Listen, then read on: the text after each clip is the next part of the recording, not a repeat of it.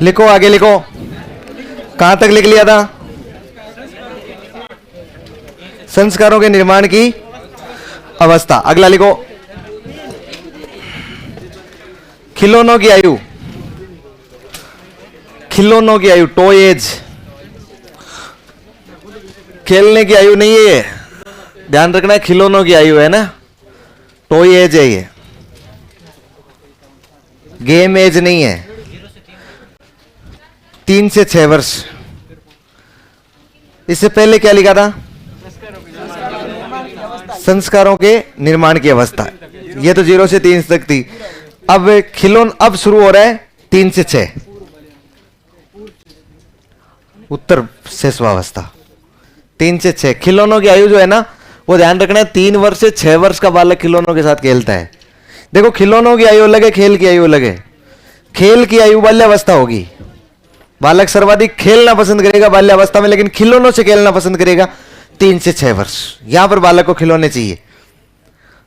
लिख लिया? खिलौनों की आयु 3 से 6। फिर लिखो, अच्छा यहां पर चिंतन कैसा होगा? मूर्त कहां हो जाएगा? यहां अतार्किक चिंतन होगा, है ना? याद है ना, 4 से लेकर 7 वर्ष। लिखो, अतार्किक चिंतन की अवस्था। अतार्किक चिंतन की अवस्था।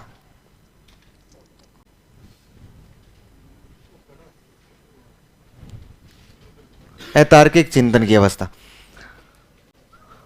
अच्छा, ये नर्सरी एज होगी कि नहीं होगी? प्री प्राइमरी स्कूल, पूर्व प्राथमिक या विद्यालय पूर्व आयु, एक ही बात है ना। लिख लो nursery age, nursery school age, ऐसे लिख लो, नर्सरी स्कूल एज।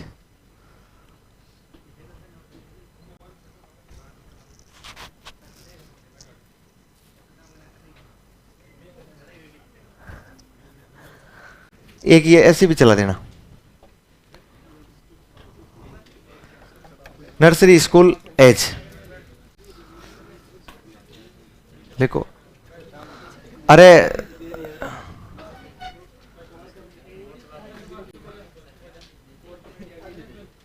राकेश, नहीं, ये स्टाफ के सदस्य है ना, वो हमेशा हमारे लिए तत्पर रहते हैं, हमारे लिए वो है, बात समझ रहे हो ना? हम उनके लिए नहीं है, वो हमारे लिए प्रयास करते हैं हमेशा। नहीं तो संडे वो भी मना सकते थे, इसलिए उनका इज्जत और सम्मान, मान सम्मान, प्रतिष्ठा में कमी नहीं आनी चाहिए, कतई नहीं आनी चाहिए। लिखो, कितना लिख लिया आपने? Nursery school age. अच्छा, गढ़ने योग्य अवस्था। गढ़ने योग्य अवस्था मतलब कोरा कागज है, गढ़ दो, बना दो, कुछ भी। गढ़ने योग्य अवस्था, हां, वो आगे लिखेंगे। गढ़ने योग्य अवस्था हो गई है।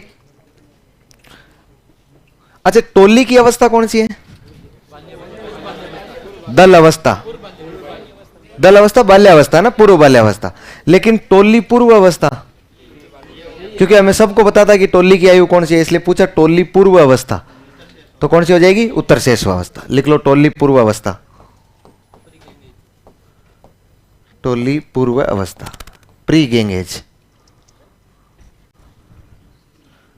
टोली पूर्व अवस्था हो गई। अब तक हमने देखो दो बातें ये देखी है कि 0 से 3 और 3 से 6 देखिए ना। अब हम संयुक्त रूप से लिखेंगे शेषवावस्था की अब कुछ विशेषताएं। ये तो अलग अलग नामों से जान रहे थे, अब संयुक्त रूप से शेषवावस्था की कुछ विशेषताएं लिखो। देखें, मैंने आपको डेवलपमेंटल टास्क बता दिया ना, विकासात्मक पाठ, हाँ उसको लिख लिया हमने। लिखो, शारीरिक व मानसिक विकास में तीव्रता, शेषवावस्था ही लिख रहे हैं। शारीरिक एवं मानसिक विकास में तीव्रता, शारीरिक एवं मानसिक विकास में तीव्रता। सर जी कुछ भी पल्ले नहीं पड़ रहा बेटा, रटना है, जैसे लिखा हूं ना वैसे का वैसे रट लेना है कि कहां लिखवाया था, कुछ पल्ले नहीं पटकना है। क्या लिखा आपने? बताओ, शेषवावस्था में शारीरिक और मानसिक विकास तीव्र होता है कि नहीं होता है? अच्छा, सर्वाधिक शारीरिक विकास, ये भी लिख लो। अगला लिखो, सर्वाधिक शारीरिक विकास तीव्र भी होता है और सबसे ज्यादा भी होता है। सर्वाधिक शारीरिक विकास।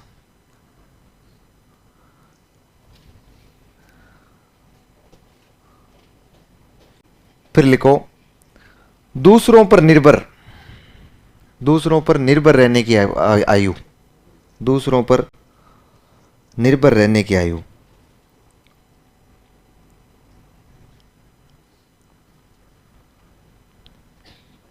फिर लिखो, सर्वाधिक अनुकरण, अनुकरण यही होता है ना ज्यादा, सर्वाधिक अनुकरण।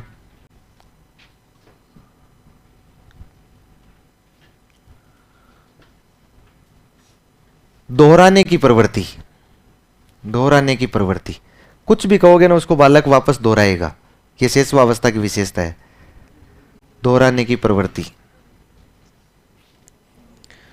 फिर लिखो, स्वार्थी व स्वकेंद्रित, स्वार्थी व स्वकेंद्रित। बालक क्या होता है? स्वार्थी होता है। यहां अपना स्वार्थ पूरा होना चाहिए, मतलब आपको पता है ना, प्लेजर के थ्योरी पर काम कर रहा है, सुख के सिद्धांत पर काम करता है, अपना सुख पूरा होना चाहिए उसको। स्वार्थी और स्व केंद्रित, समझ गए ना? ईगोसेंट्रिज्म, स्व केंद्रित। फिर लिखो, क्षणिक मित्रता, क्षणिक मित्रता। किसी भी शिशु से मिलेगा तुरंत मित्रता हो जाएगी, लेकिन एक क्षण की मित्रता होती है, वो वापस दूर हुआ, मित्रता खत्म, फिर फेसबुक इंस्टा पर उसे खोजने का प्रयास नहीं करेगा। क्षणिक मित्रता होती है। हाँ, नेक्स्ट लिखो,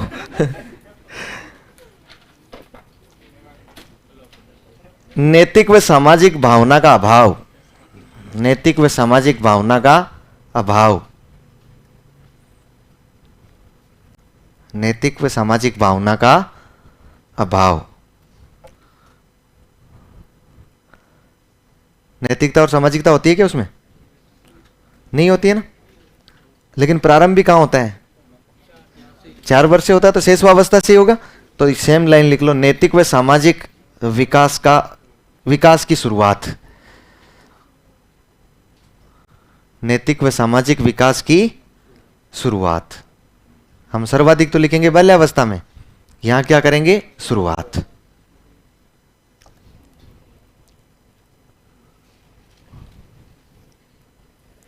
अच्छा, यहां पर बालक सामाजिक होता है क्या असामाजिक होता है? लिखो, ना असामाजिक ना सामाजिक।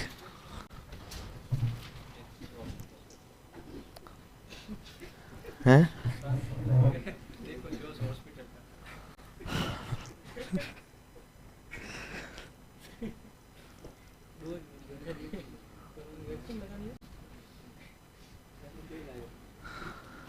फिर अच्छा, संवेगों का प्रदर्शन करेगा कि नहीं करेगा?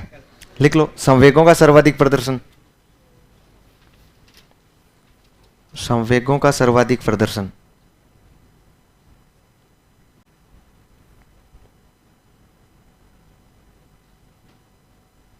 देखना, 3 बात है ना, संवेगों का सर्वाधिक प्रदर्शन शेषवावस्था, संवेगों में सर्वाधिक परिवर्तन किशोरावस्था, संवेगों में सर्वाधिक परिवर्तन किशोरावस्था, और संवेगों की अभिव्यक्ति में सर्वाधिक परिवर्तन बाल्यावस्था है।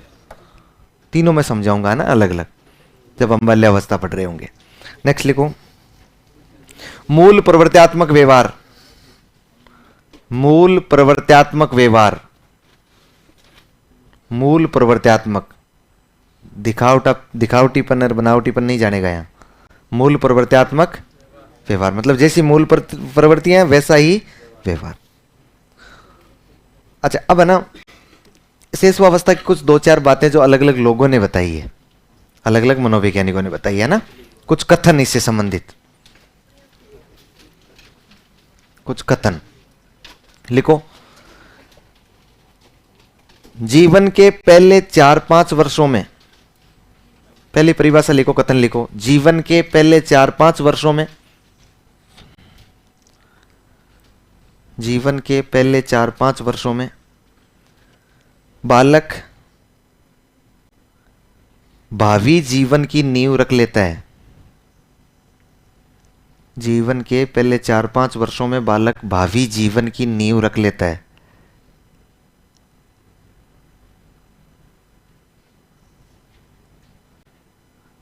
पहले 4-5 वर्षों में भावी जीवन की नींव रख लेता है। कौन बता सकता है ऐसा? बताओ देखिए, कि उसका पूरा जीवन बाद में तय होगा, पहले वाले 4-5 साल। याद करो, सिगमंड फ्राइड कह रहा था 5 साल तक जो होना है वो हो जाएगा। लिखो सिगमंड फ्राइड, सिगमंड फ्राइड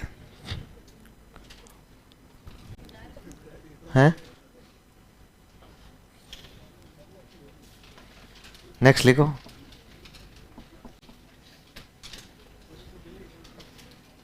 एक हमारे एक मारवाड़ी में कहावत होती है, छायलो बोले जो बोले चालनी बोले हैं। और मैं कब कह रहा हूं तो हैं, क्या कहावत है ना? मैं तो ईश्वरे की बात कर रहा हूं, तुम कहां अपने पे लेके चले गए बताओ हैं? हाँ छोरे कितने इंटेलेक्चुअल हैं, ये नहीं समझ पाए कोई भी कहना क्या चाहता है समझ गए क्या?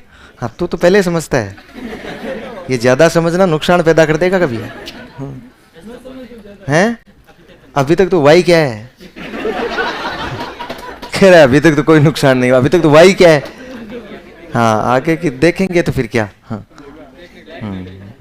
लिखो क्या लिखा है, सिगमंड फ्राइड लिख लिया। फिर लिखो सीखने का आदर्श काल, सीखने का आदर्श काल किसने कहा है? Very good, Valentine. साचर्य अधिगम है ना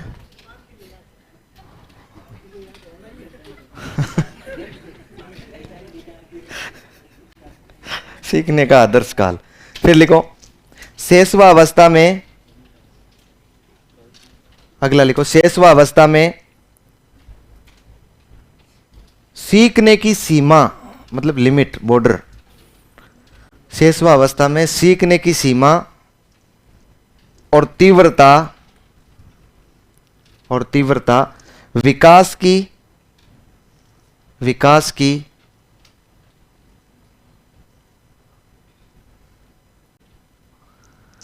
और किसी अवस्था से, विकास की और किसी अवस्था से बहुत अधिक होती है।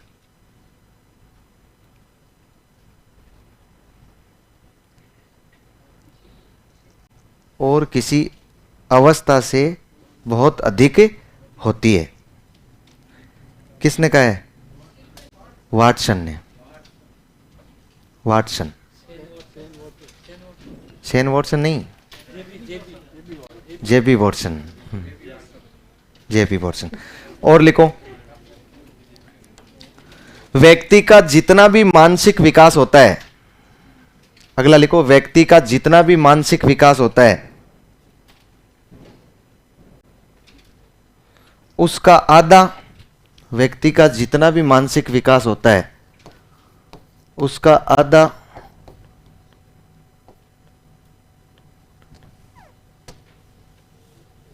उसका आधा 3 वर्ष की आयु तक हो जाता है।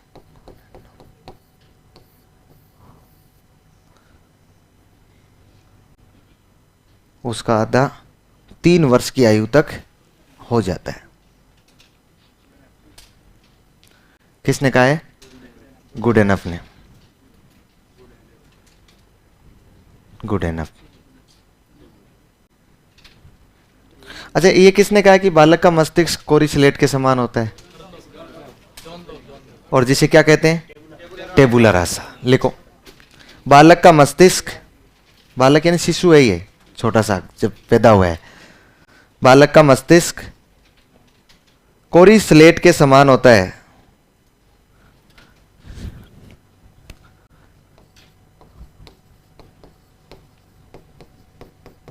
कोरी स्लेट के समान होता है, जिसे टेबुला रासा,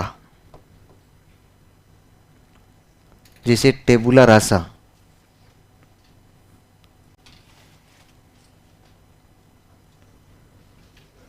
कहा जाता है।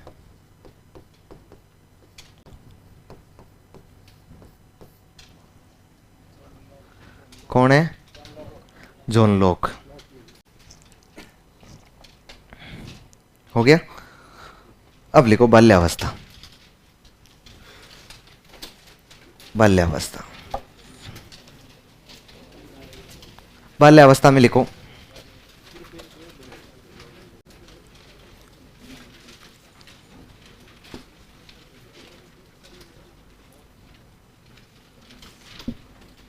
बाल्यावस्था।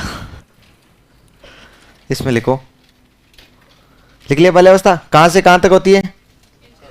6 से 12। और यदि 2 भागों में बांटना हो तो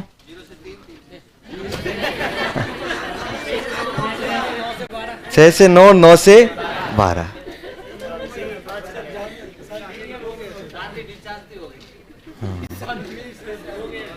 नहीं नहीं, हाँ हाँ कोई नहीं, मैं समझ गया, फीलिंग समझ गया तेरी। लिखो, लिखो जीवन निर्माणकारी काल। जीवन निर्माणकारी काल।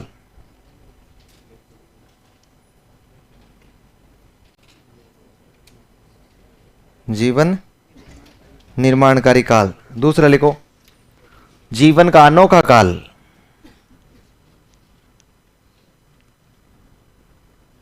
परिश्रम की आयु होती है नहीं, जीवन का अनोखा काल। जीवन का अनोखा काल। फिर देखो शैक्षिक दृष्टि से महत्वपूर्ण काल। शैक्षिक मतलब शिक्षा, शिक्षा की दृष्टि से महत्वपूर्ण काल।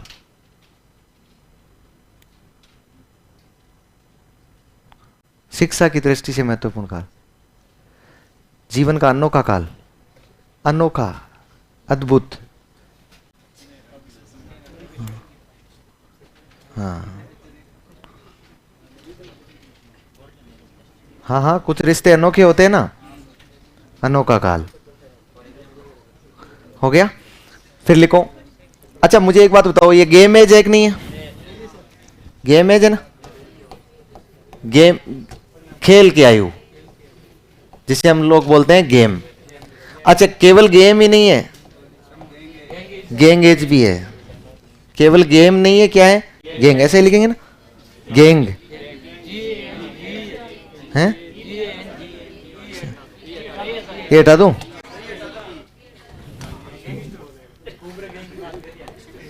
ये ऐसे गैंग, ऐसे ठीक है। गैंग का मतलब क्या होता है? दल, टोली। हमेशा कहां रहेगा?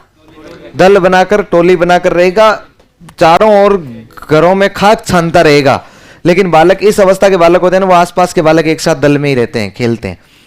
और यहां पर ज्यादा ईगो वाली वो बातें नहीं आती, ईगो हर्ट नहीं होता यहाँ कतई ईगो हर्ट नहीं होता। यदि किसी के घर में गए और किसी के घर वालों ने भयंकर रूप से भगाया, गालियां निकाली, उनको खूब कहा यहाँ मत आया करो, तुम हमारी छाती पे मूंग मत दड़ा करो, तुम्हारे खुद के घर तो है नहीं, ऐसे 2 4 5 7 बातें गई ना, कोई फर्क नहीं पड़ेगा उसे। सुन लेगा, बाहर बैठ जाएगा, लेकिन इंतजार करेगा वो पूरी टोली कब आए। हाँ कल वापस आ जाएगा, लेकिन उसके दिमाग में जरूर जा रहा है। बड़ा व्यक्तित्व वहीं से निर्मित हो रहा है, बड़ा होके याद रखेगा कि ये वही चाची थी। ध्यान है ना? तो ये कौन सी आयु होती है? गेम या गैंग एज, दल। अच्छा इस आयु में लिख लो खेल की आयु। खेल की आयु। अब तक तो था खिलौनों से खेलने की आयु, यह है खेलने की आयु, केवल खेल की आयु। फिर दूसरी हो जाएगी टोली या दल या समूह की आयु।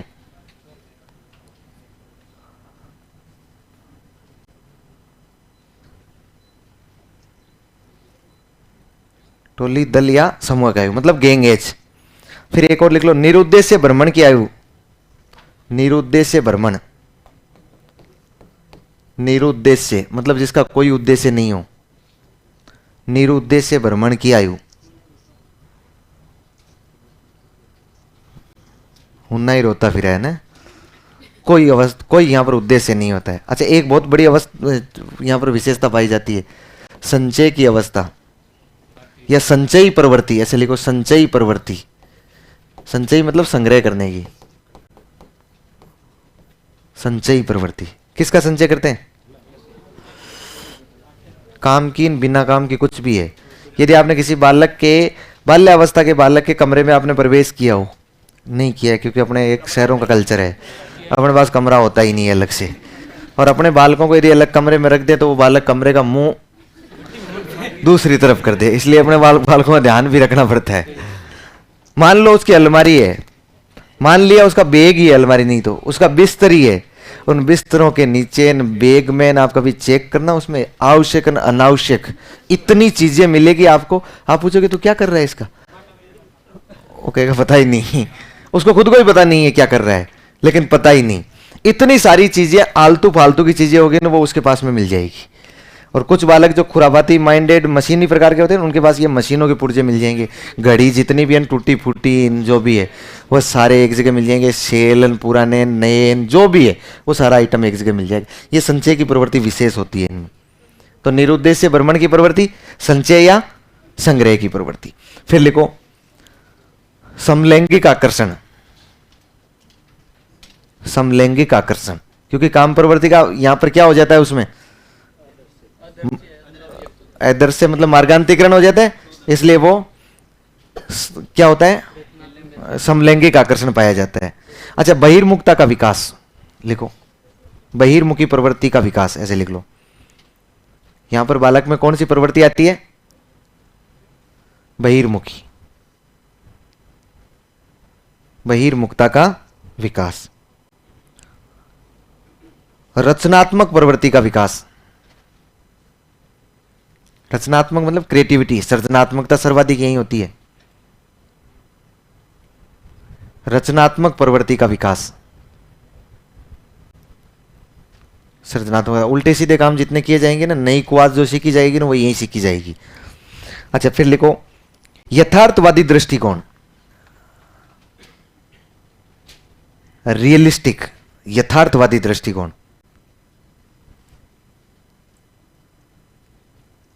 क्या होता है यथार्थवादी दृष्टिकोण? वो कल्चर है ना, जैसे किसी के घर में गए, साथ में बच्चे को भी ले गए, अगले ने नाश्ते में क्या दिया, वो काजू और बादाम और वो ट्रे दी, आपने एक लिया और उसको टुकड़ों में तोड़ा, ठीक है। फिर वो अगला बच्चे के बाद, अच्छा बेटा तू तो ले ले। वो बच्चा एक बार मम्मी की तरफ देखेगा, एक बार उसकी तरफ देखेगा, क्योंकि उसे सिखा कर लाया गया है। क्या करेगा बच्चा फिर? तो वो बच्चा एक ले लिया, उस बच्चे को वो कहता है नहीं नहीं बेटा तू आराम से ले ले, तू खूब ले ले, तू क्या एक, तू ले ले। तो उसकी मम्मी क्या कहती है, वो समझेगी भाई वो पोल नहीं खुल जाए, इसलिए उसकी मम्मी पहले ही कह देती है, बोले नहीं नहीं नहीं, ये आजकल के बच्चे खाते कहाँ हैं, ये कुछ खाता ही नहीं, घर पे खूब बड़ा बिखरा पड़ा रहता है, कभी खाता ही नहीं है। बच्चा तुरंत कहेगा मम्मी उसके सामने। ये रियलिस्टिक, यथार्थवादी दृष्टिकोण है, तुरंत बता देगा कि कब कब। बोले कोई भी काम कहेगा ना, वो कहेगी कि इसके पापा परसों ही तो लेकर आए थे, बोले कब, कहाँ रखा है, कहाँ। यथार्थवादी दृष्टिकोण यहां पाया जाता है ना, रियलिस्टिक। यहां पर रियल जीवन से मतलब होता है, अवास्तविकताओं से कोई मतलब नहीं होता है, कल्पना से कोई मतलब नहीं होता है। नेक्स्ट लिखो, शारीरिक और मानसिक विकास में स्थिरता। शारीरिक और मानसिक विकास में स्थिरता। शारीरिक और मानसिक विकास में स्थिरता।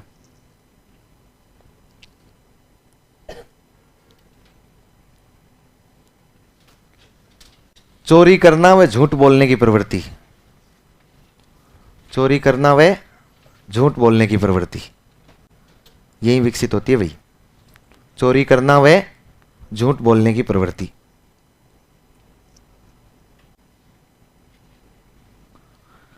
पक्षपात की भावना का शिकार। पक्षपात की भावना का शिकार।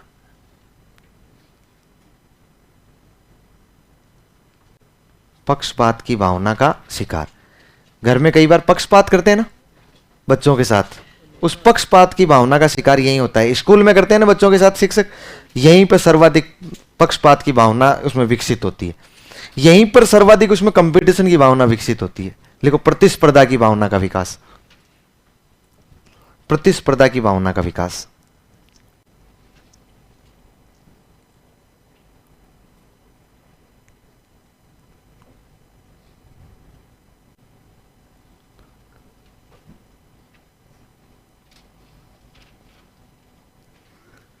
नैतिक एवं सामाजिक विकास,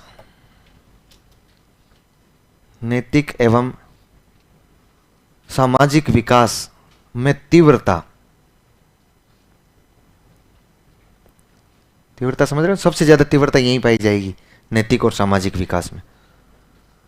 फिर लिखो, संवेगों पर नियंत्रण, संवेगों पर नियंत्रण, पीछे प्रदर्शित हो रहे थे ना, यहां क्या कर लेगा? नियंत्रण, संवेगों पर नियंत्रण। फिर लिखो, संवेगों की अभिव्यक्ति में सर्वाधिक परिवर्तन,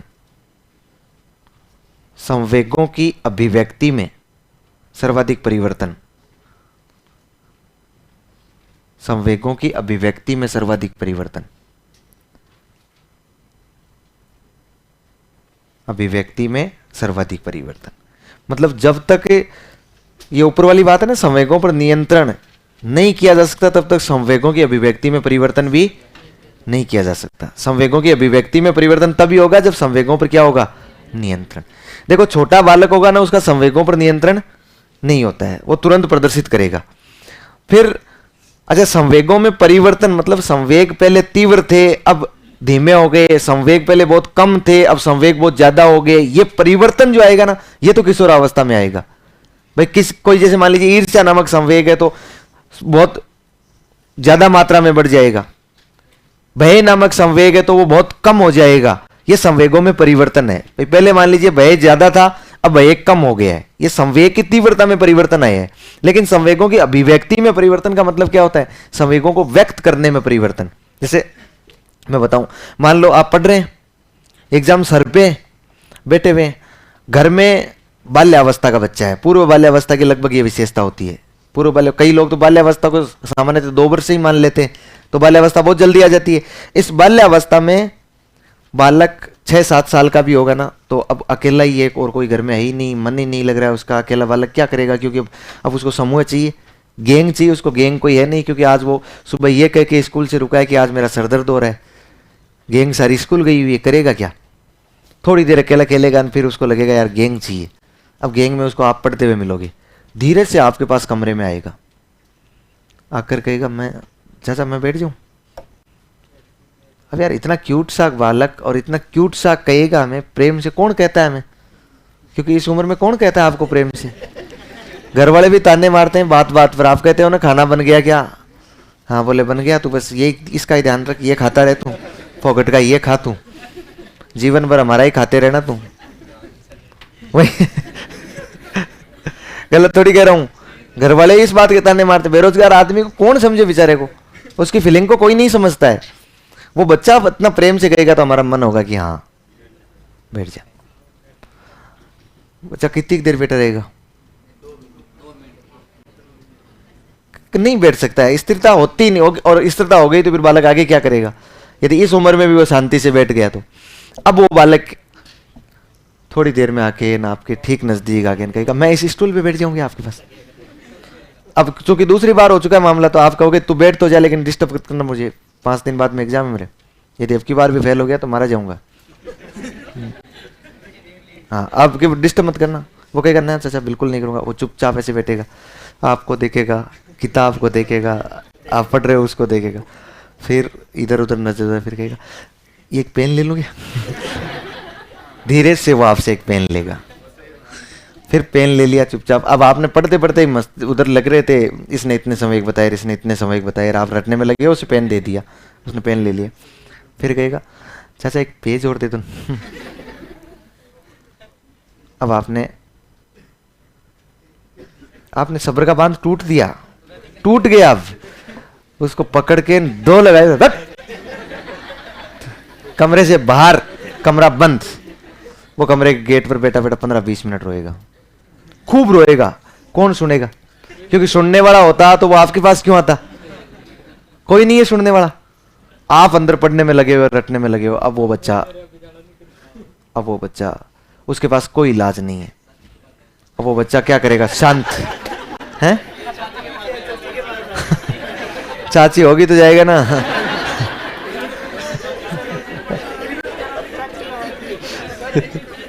है? हाँ, फिर तो वो बेरोजगार थोड़ी होता है, काम मिल जाता है उसको।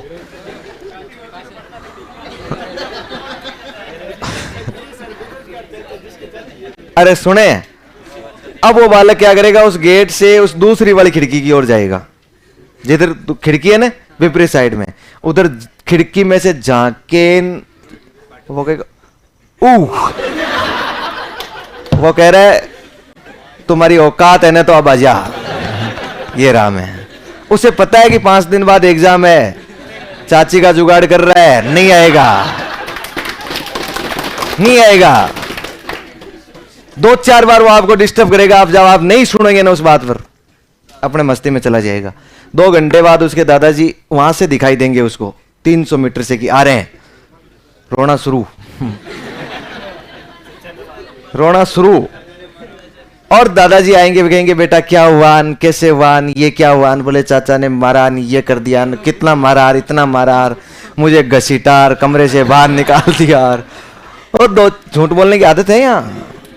2 अब वो कहेंगे, दादाजी कहेंगे हाँ बेटा आप एक बार सामान वामान रख लेता हूँ और मैं खाना वाना खाता हूँ। और फिर उस चाचा को देखते हैं, नहीं बोले पहले, वो पहले लेके आएगा। फिर वो गेट के पास आएंगे तो गेट बंद मिलेगा, तो वो दादाजी कहेंगे ले चल बेटा गेट बंद है, अभी बाद में आते हैं। क्योंकि जब जाने लगे थे तब शांत हो गया था वो, लेकिन जैसे ही वो दादाजी कहेंगे ना गेट बंद है वापस चलते हैं, रोना वापस शुरू हो जाएगा।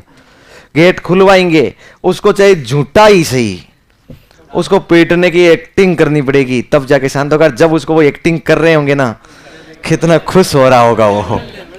ये संवेगों की अभिव्यक्ति में परिवर्तन है, और वो तब होता है जब बालक में संवेगों पर नियंत्रण हो जाए। एक पल में रोना, एक पल में शांत होना, वो संवेगों की क्या हो जाए? अभिव्यक्ति में परिवर्तन आ जाए। तो मानते हैं कि कौन सी अवस्था में होता है ये? देखो, संवेगों में प्रदर्शन सर्वाधिक कहां होता है? संवेगों की अभिव्यक्ति में परिवर्तन सर्वाधिक कहां होता है? बाल्यावस्था में। और संवेगों में परिवर्तन हम लिखेंगे कहां होगा? किशोरावस्था। लिखो, नेक्स्ट लिखो, लिखो नेता बनने की इच्छा। नेता बनने की इच्छा। नेता मतलब नेतृत्व करने की, हाँ लीडर। फिर बहिर्मुख वाला लिख लिया ना। लिखो भाषा का सर्वाधिक विकास।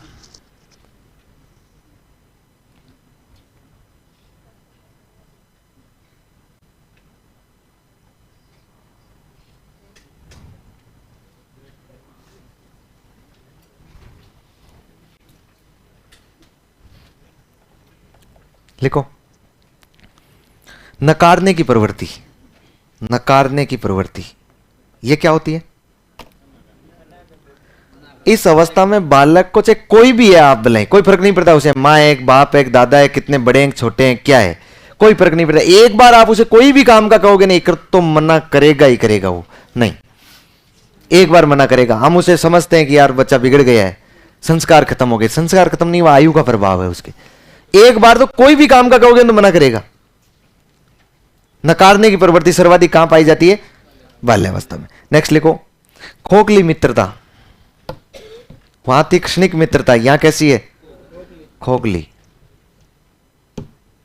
खोखली, खोखली मतलब भाई के लिए जान नहीं देता ही है, हाँ भाग जाता है, या फिर चलते चलते लड़ाई हो जाती है। अभी बहुत प्रेम था, उसी जगह लड़ाई शुरू, और वापस मिल गए, थोड़ी देर में वापस मिल गए। खोखली मित्रता होती है। कोई मित्रता में किसी प्रकार के कोई रिलेशन संबंध नहीं, घनिष्ठ संबंध नहीं होते हैं इसके, कि जिसकी वजह से वो लाज, लोग शंका रखे, लोग लाज रखे कि नहीं उसे लड़ना नहीं है। बिल्कुल खोखली मित्रता होती है।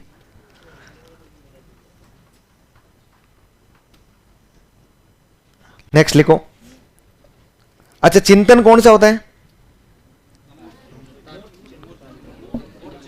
मूर्त चिंतन आ जाता है। तार्किक चिंतन तो होता है, लेकिन वो कौन सी वस्तुओं के खिलाफ?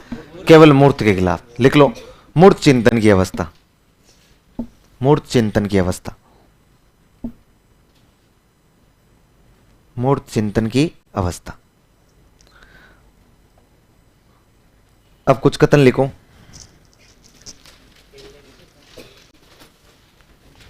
कुछ कथन लिखो। लिखो, बाल्यावस्था वह काल है, जल्दी जल्दी लिखो देखें।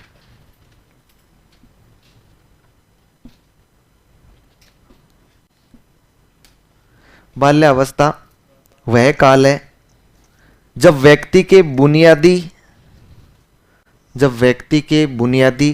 दृष्टिकोण, जब व्यक्ति के बुनियादी दृष्टिकोण, बुनियादी मतलब मूलभूत दृष्टिकोण, मूल्य, कोमा लगा के लिखो, मूल्य यानी वैल्यू, तथा आदर्श एक बड़ी सीमा तक निरूपित किए जाते हैं, बड़ी सीमा तक निरूपित किए जाते हैं, बड़ी सीमा तक निरूपित किए जाते हैं। ब्लेयर, जोन्स और सिम्पसन, ये तीन लोगों ने सेम बात कही है। ब्लेयर, जोन्स और सिम्पसन।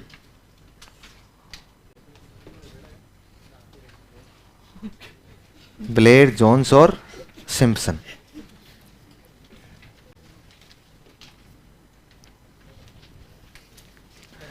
ये क्या कह रहा है? इसका मतलब है सामाजिक और नैतिक विकास सर्वाधिक यही हो सकता है, इस बात का मतलब ये है। नेक्स्ट लिखो।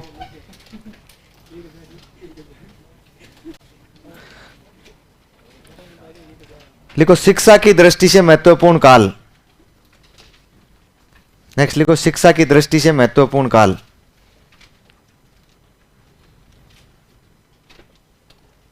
शिक्षा की दृष्टि से महत्वपूर्ण काल।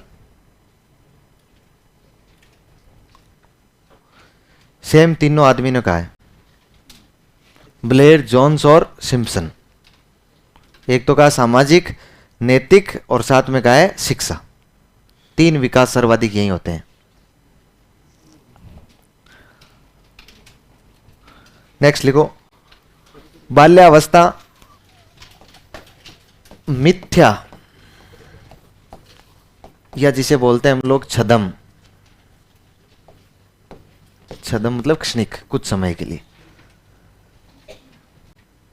बाल्यावस्था मिथ्या ऑब्लिक छदम परिपक्वता का काल है, क्योंकि सर्वाधिक नकल करने की प्रवृत्ति, दादा के पापा के कपड़े पहनने की प्रवृत्ति यही है। मिथ्या या छदम परिपक्वता का काल। मिथ्या मतलब झूठा, परिपक्वता होती नहीं है लेकिन झूठा ही प्रदर्शन करता है वो। किसने कहा है? रोस। रोस। नेक्स्ट लिखो, जीवन का अनोखा काल। जीवन का अनोखा काल। जीवन का अनोखा काल किसने कहा है? कोल एंड ब्रूस ने कहा है। जीवन का अनोखा काल, कोल एंड ब्रूस, कोलगेट और Bruce. Cole and Bruce. Next लिखो, लिखो प्रतिद्वंदात्मक सामाजिकरण का काल। प्रतिद्वंदात्मक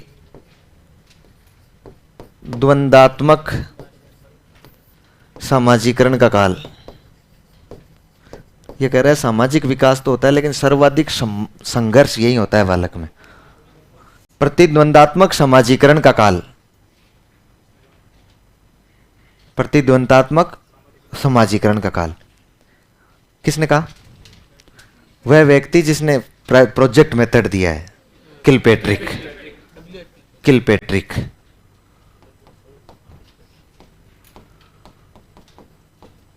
किलपेट्रिक।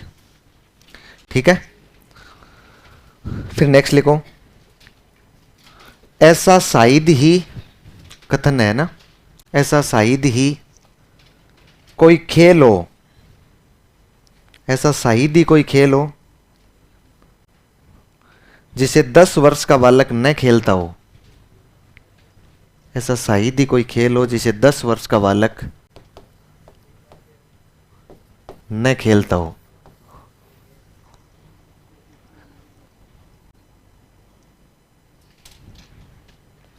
खेलते हैं ना छोटे बालक, बाल्यावस्था का बालक प्रत्येक खेल जाता है दुनिया का, हर प्रकार का खेल खेल लेता है, जहां मौका मिलता है ना जिस प्रकार का गेम शुरू कर देता है।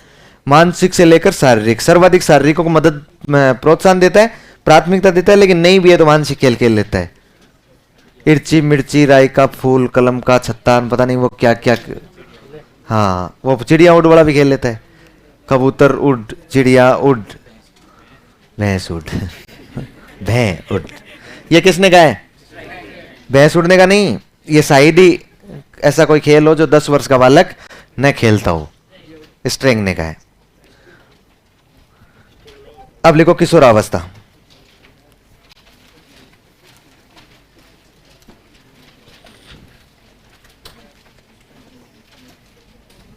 किशोरावस्था,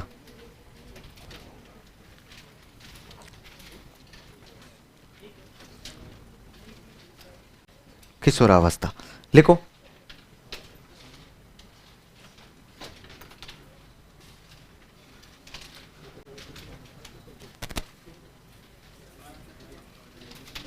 कब से कब तक है? 12 से 18, और 2-3 भागों में तो बांट ही दोगे। हाँ लिखो, जीवन का सबसे कठिन काल, जीवन का सबसे कठिन काल,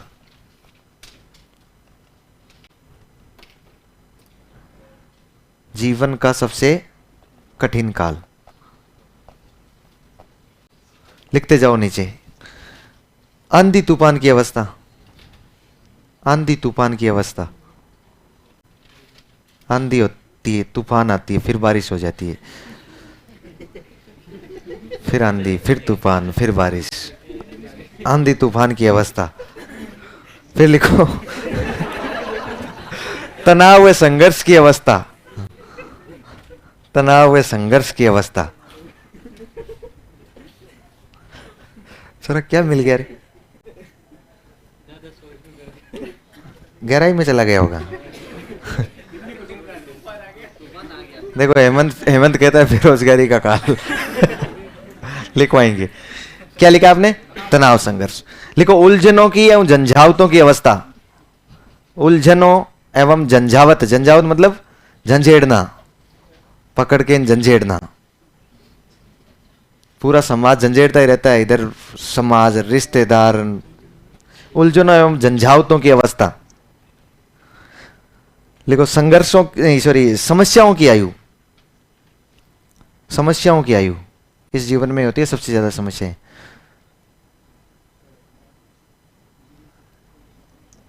समस्याओं की आयु। फिर लिखो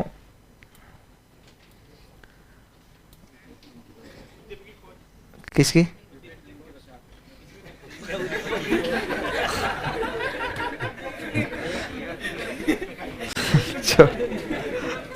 लिखो जीवन का स्वर्ण काल, जीवन का स्वर्णिम काल, जीवन का स्वर्णिम, यही तो है गोल्डन एज।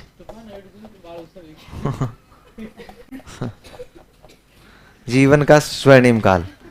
फिर लिखो पतझड़ एवं बसंत ऋतु, पतझड़ एवं बसंत ऋतु की अवस्था, पतझड़ एवं बसंत ऋतु की अवस्था।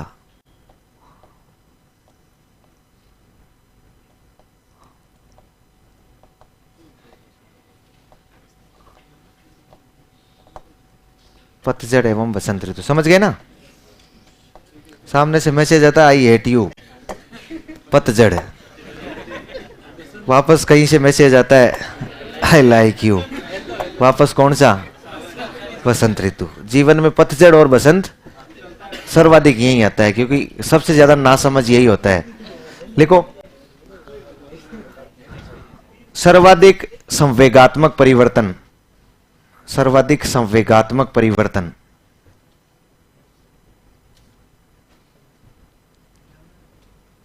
सर्वाधिक संवेगात्मक परिवर्तन।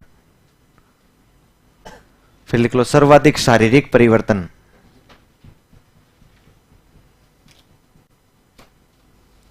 सर्वाधिक शारीरिक परिवर्तन।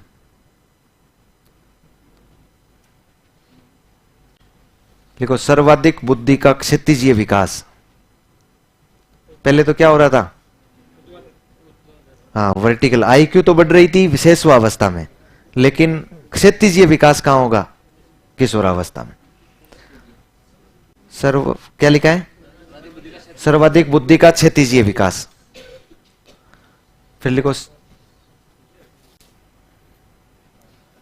सर्वाधिक कल्पनाओं की अवस्था। कल्पनाएं यही होती है, आसमान से तारे तोड़ने तक की कल्पना यहां की जाती है।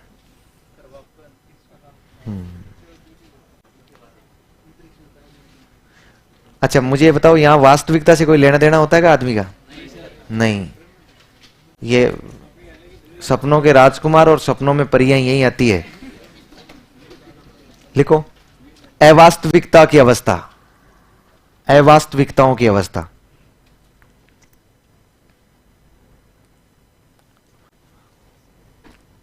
अवास्तविकताओं की अवस्था। जितने भी परिवर्तन होने सारे यही होंगे ना, इसलिए परिवर्तनों की अवस्था होती है। एक शब्द में इसे इंगित किया जा सकता है, परिवर्तन, परिवर्तनों की अवस्था।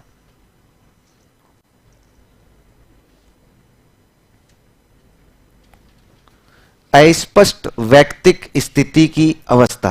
अस्पष्ट वैयक्तिक स्थिति मतलब भूमिका संघर्ष। अस्पष्ट वैयक्तिक स्थिति की अवस्था।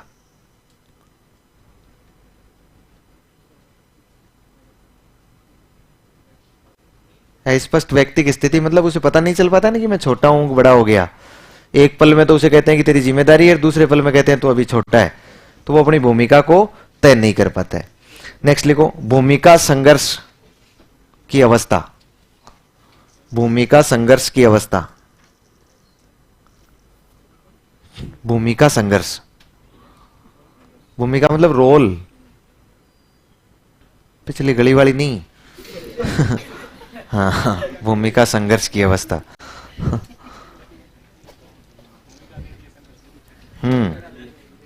नेक्स्ट लिखो विशिष्टता की खोज का समय।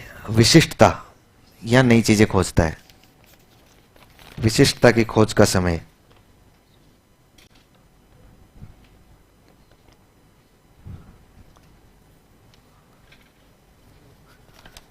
ये तनाव, संघर्ष, उलझन की समस्याओं की अवस्था है, तो ये स्वर्णिम अवस्था कैसे है? क्योंकि सर्वाधिक परिवर्तन यही होने हैं। परिवर्तन जितने होने हैं, परिवर्तन जरूरी नहीं है सब नकारात्मक हो, परिवर्तन सकारात्मक भी होते हैं। सर्वाधिक परिवर्तन यही होने हैं जीवन में, हैं? क्या? हाँ हाँ, आपने लिख लिया विशिष्टता की खोज। फिर आप लिखो, अच्छा चिंतन कैसा होता है? अमूर्त हो जाता है, तार्किक हो जाता है ना, वैज्ञानिक हो जाता है। लिख लो तार्किक चिंतन की अवस्था। तार्किक चिंतन की अवस्था। फिर नीचे लिख लो अमूर्त चिंतन की अवस्था। दोनों बातें लिखनी है, अमूर्त चिंतन की अवस्था, और बाकी लिखवा है आपको पीछे, वैज्ञानिक चिंतन और परिकल्पनात्मक निगमनात्मक चिंतन और वो सब। क्या? हाँ हाँ, लिखो वीर या नाइक पूजा। वीर या नाइक पूजा। अगला बिंदु लिखना है वीर या नाइक पूजा। मतलब यहां पर आदर्श तो मानता है, लेकिन आदर्श केवल वीर को मानता है, सूरवीर को मानता है। चाहे नेता है चाहे एक्टर है, किसको आदर्श मानेगा? जो शूरवीर होगा, चाहे समाज का कोई सामान्य व्यक्ति है, दबंग होना चाहिए। इसीलिए तो अपराध में झुकने की नाजुक प्रवृत्ति होती है ना, इसको दमदार आदमी चाहिए। जैसे जो ये कहता हो ना कि मैं किसी के बाप से भी नहीं डरता हूं, क्या कर लेगी ये सरकार मेरी, वो आदमी चाहिए। जैसे हनुमान बेनीवाल, जैसे रविंद्र सिंह भाटी। युवा सर्वाधिक प्रभावित किन से होते हैं? इन्हीं से होते हैं। युवाओं को क्या चाहिए? युवाओं को ऐसा नेता नहीं चाहिए जो चुपचाप आके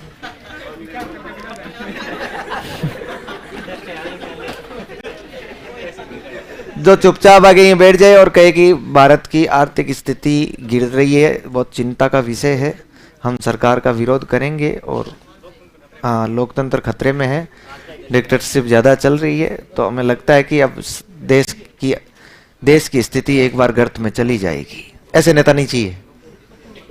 ऐसे नेता चाहिए कि क्या बिगाड़ लेगा सरकार, इधर आओ, मेरे सामने आ जाइए। तो वीर अपने यहाँ तो बहुत कम है वीर पूजा, सर्वाधिक वीर पूजा साउथ में है। साउथ में इतनी वीर पूजा है कि जब कोई नेता या एक्टर जो दमदार हो ना, शूरवीर हो, जो वीर हो, यदि वो मरता है ना, तो इसके पीछे बहुत सारे लोग सुसाइड कर लेते हैं,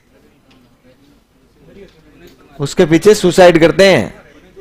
वो नेता थी ना जयललिता, कितनी गजब की नेता थी, उसके पीछे भी कई लोगों ने सुसाइड कर लिया था। तो अपने यहां तो वीर पूजा थोड़ी सी कम ही रहती है, ज्यादा नहीं रहती है। फिर लिखो व्यक्तिगत व घनिष्ठ मित्रता। व्यक्तिगत व घनिष्ठ मित्रता, यहां जिगरी यहां होते हैं, भाई के लिए जान दे देंगे वो। व्यक्तिगत व घनिष्ठ मित्रता, क्या फर्क पड़ता है, आज 2 पेग ले लेगा तो। व्यक्तिगत और घनिष्ठ मित्रता यहां पनपती है, इसलिए वो दोस्तों को ज्यादा मानता है घर वालों से। पिताजी कहते हैं कि दोस्तों को यहां लेकर नहीं आएगा, पिताजी कहते हैं घर पे दोस्त नहीं आने चाहिए, ध्यान रखना। वो कहता है ठीक है, मैं भी नहीं आऊंगा। मतलब आपको छोड़ सकता हूं, दोस्तों को नहीं छोड़ूंगा। फिर दोस्तों को जाकर कहते हैं कि यार पिताजी ने मना कर दिया, घर नहीं जाना। तो बोले क्या फर्क पड़ता है, हम क्या कम है क्या, भाई के लिए जान दे देंगे, चल हम रखेंगे तुझे, हम व्यवस्था करेंगे। बोले कहाँ, अब रखे कहाँ, रखे जो गैंगस्टर होते हैं उनको जरूरत रहती है ना छोटे मोटे आदमियों की, कि कोई युवा आए और हमारे लिए कुछ कर जाए, उससे मिलाते हैं। फिर उसे ले जाकर मिलाते हैं, बोले तू खा पी ऐस कर, इसकी गाड़ी में रह, अपने स्कॉर्पियो में रह कर, मस्ती से बैठा रहा कर। हाँ लिखो रह आगे। दीवा स्वप्न की प्रवृत्ति, डे ड्रीमिंग, दीवा स्वप्न, दिन में सपने यही देखे जाते हैं। दीवा स्वप्न की प्रवृत्ति। आत्मसम्मान का अत्यधिक महत्व है, आत्मसम्मान का अत्यधिक महत्व है, आत्मसम्मान का अत्यधिक महत्व है। कुछ भी करने का था, लेकिन जयकांत सिकरे का ईगो हर्ट नहीं करने का था। यही होता है यहां, सर्वाधिक महत्व यही है। नेक्स्ट लिखो, समायोजन का अभाव, समायोजन का अभाव।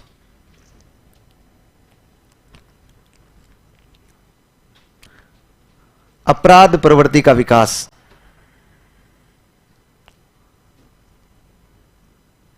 अपराध प्रवृत्ति का विकास।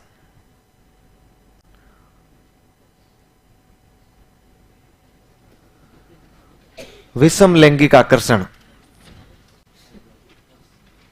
विषम लैंगिक आकर्षण।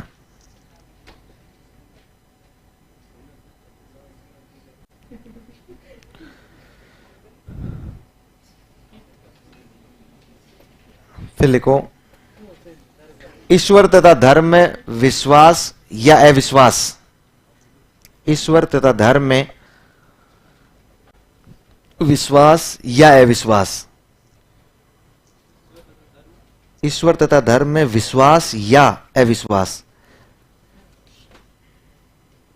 मतलब यही आयु है जब या तो विश्वास करने लग जाएगा तो बहुत करेगा, और नहीं करेगा ना तो मोह भंग हो जाएगा। नेक्स्ट लिखो, व्यवसाय चुनने की चिंता,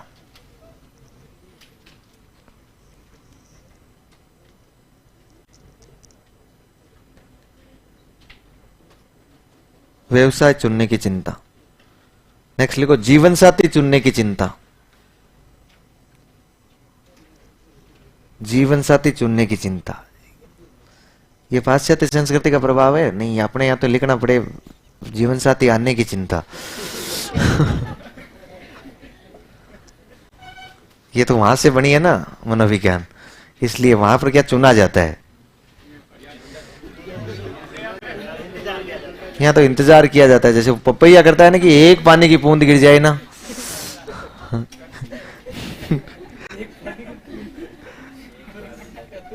नेक्स्ट लिखो टीन एज। टीन एज समझते हो क्या?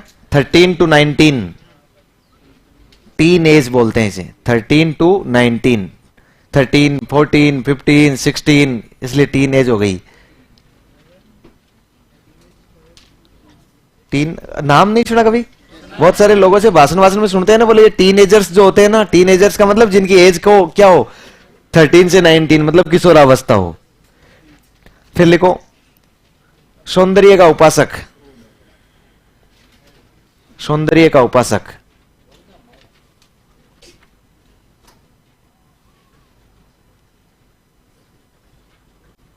सौंदर्य का उपासक मतलब यहां सुंदरता अच्छी लगने लग जाती है उसको, सौंदर्य का उपासक। फिर लिखो ब्यूटी एज। जैसे टीन एज होती है ना, वैसे ही ब्यूटी एज, सुंदरता की आयु है ना। फिर लिखो सजने संवरने की आयु। सजने संवरने की आयु, मार्केट से सब्जी खरीदने जाना है तो पहले 10-15 बार दर्पण में देख के जाएगा, परफ्यूम परफ्यूम लगा के जाएगा। हाँ, फेस वॉश से मुंडा धो के जाएगा, ये अल्लाह है। हाँ हाँ, अरे छोरा सही कह रहा है यार, गलत थोड़ी कह रहा है यार, सजने संवरने की अवस्था है। फिर लिखो अपराध में मुड़ने की अवस्था, लिख ली क्या आपने? अपराध की ओर जाने की नाजुक अवस्था लिख लो, है अपराध प्रवृत्ति का विकास, वो एक ही बात है। हाँ, फिर लिखो वित्तीय समस्या। वित्तीय समस्या यही रहती है ज्यादा, सबसे सर्वाधिक वित्तीय समस्या। फिर लिखो नशे की प्रवृत्ति का विकास।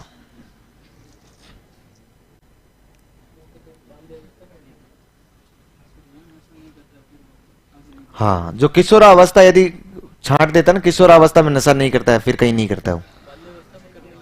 बाल्यावस्था में नशा कोई नहीं करता है।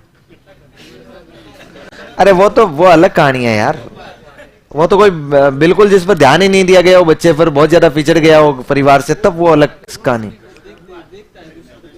उसे वो नशे की आदी नहीं हो पाता है, नशा कर नहीं पाता बाल्यावस्था में। तो ऐसे तो देखो शेषवावस्था में भी आपको बताओ ना, 4-5 साल के बालक होते हैं, 4-5 साल के। हाँ, जो छोटी छोटी पड़ी होती है ना बीड़ियां, या फिर कहीं पड़ी होती है उनको, हाँ वो आनंद की अनुभूति, वो अलग चीज होती है, वो नशे की प्रवृत्ति नहीं है। हाँ, नेक्स्ट लिखो आत्महत्या की समस्या। आत्महत्या की समस्या,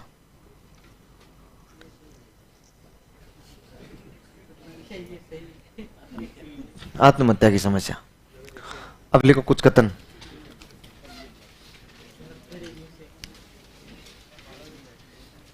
लिखो किशोरावस्था। किशोरावस्था प्रबल दबाव, प्रबल मतलब मजबूत, किशोरावस्था प्रबल दबाव, तूफान व संघर्ष का काल है।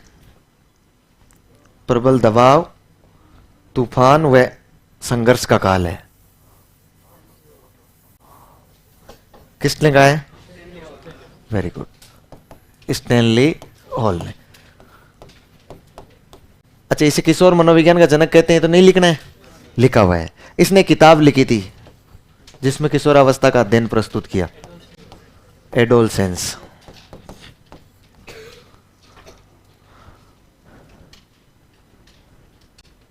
एडोलसेंस।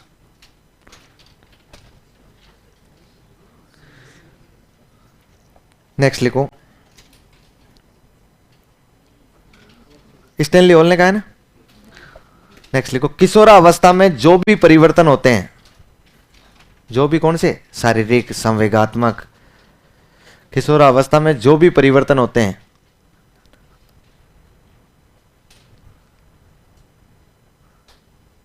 वे अचानक होते हैं। अचानक मतलब अकस्मात, बहुत तीव्र गति से होते हैं, वे अचानक होते हैं। किसने कहा है? स्टैनले हॉल ने कहा है, स्टैनले हॉल ने।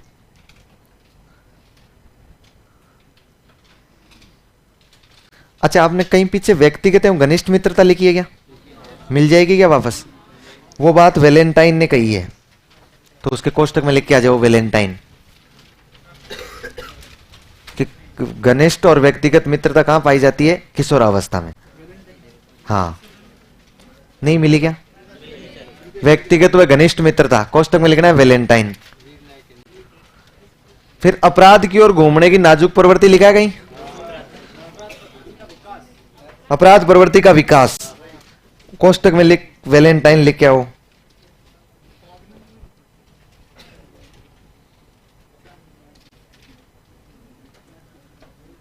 क्या लिख के आना है? वैलेंटाइन। फिर आपने जीवन का सबसे कठिन काल लिखा होगा पहली लाइन में, उसमें कोष्टक में किलपेट्रिक लिख के आना है, किलपेट्रिक।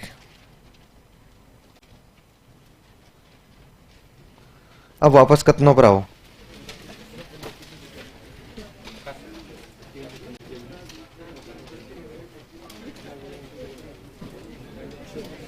लिखो, किशोर प्रौढ़ों को, प्रौढ़ होते हैं ना, मतलब वयस्कों को, किशोर प्रौढ़ों को अपनी स्वतंत्रता के मार्ग में बाधा समझता है। प्रौढ़ों को अपनी स्वतंत्रता के मार्ग में बाधा समझता है।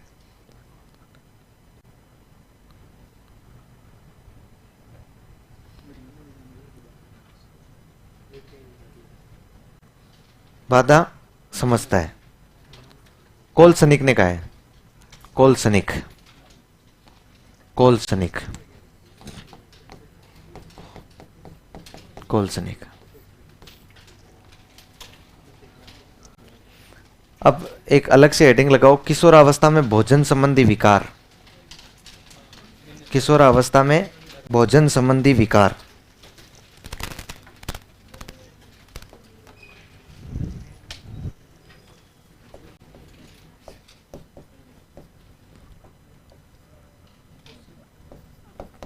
नंबर 1 लिखो, एनोरेक्सिया नर्वोसा, एनोरेक्सिया नर्वोसा क्या होता है? अधिक खाना।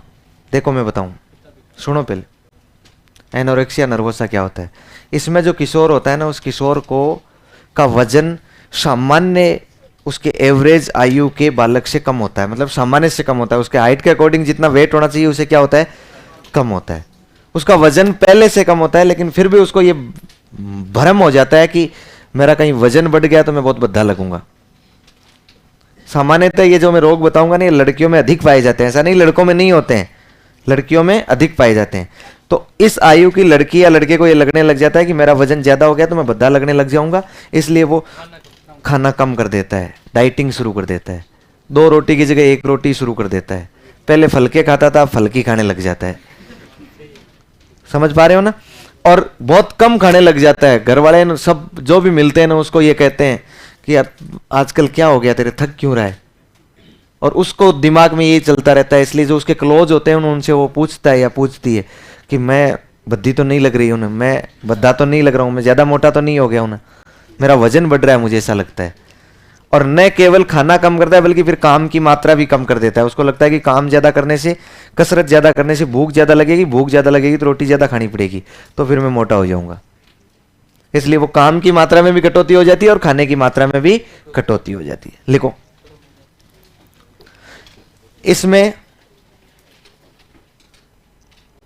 इसमें व्यक्ति का वजन सामान्य से कम होता है, इसमें व्यक्ति का वजन सामान्य से कम होता है।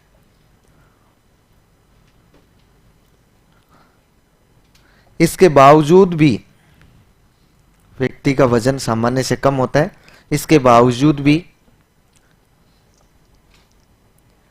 इस डर से, इसके बावजूद भी इस डर से कि वजन बढ़ न जाए, कि वजन बढ़ न जाए,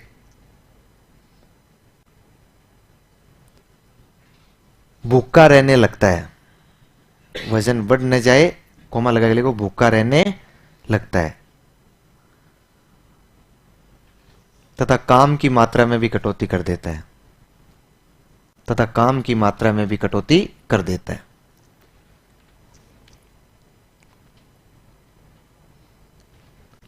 एक लिखो,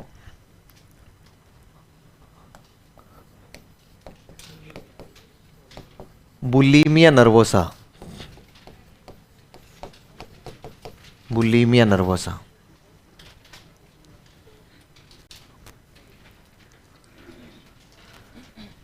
बुलीमिया नर्वोसा ये क्या होता है?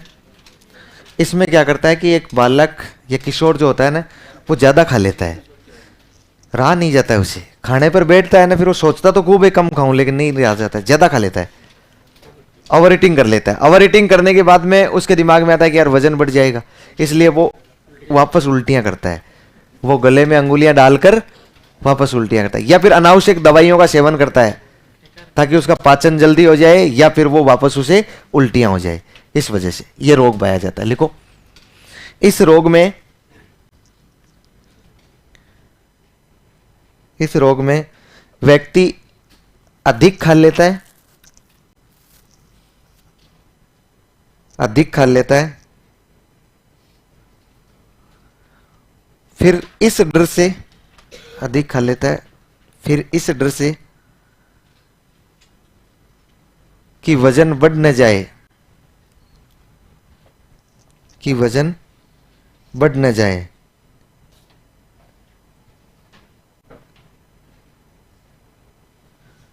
उस खाने को उगल देता है, उस खाने को उगल देता है।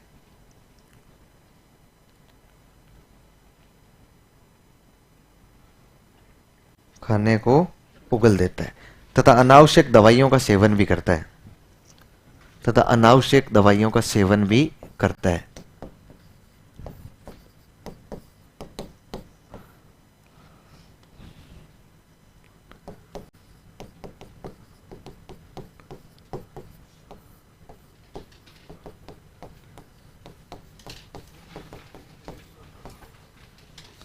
अगला लिखो, बिंज ईटिंग डिसऑर्डर या फिर ओबेसिटी जिसे बोलते हैं, शॉर्ट ओबेसिटी, ओबेसिटी क्या होता है इसमें?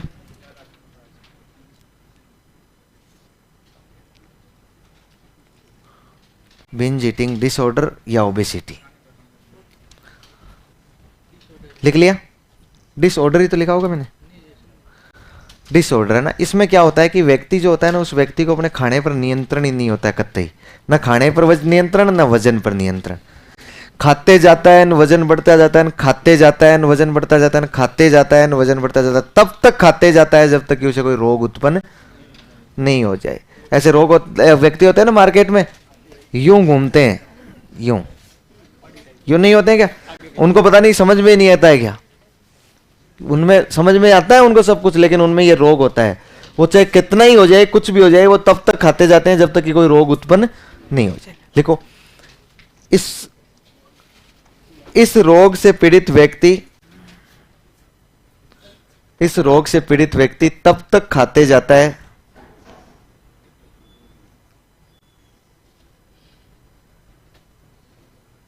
तब तक खाते जाता है जब तक उसे कोई समस्या उत्पन्न न हो जाए।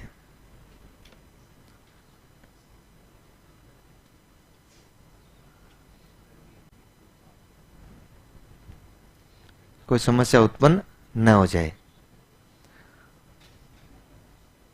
इसमें व्यक्ति को, इसमें व्यक्ति का खाने और वजन बढ़ने पर कोई नियंत्रण नहीं होता है। व्यक्ति का खाने और वजन बढ़ने पर कोई नियंत्रण नहीं होता है।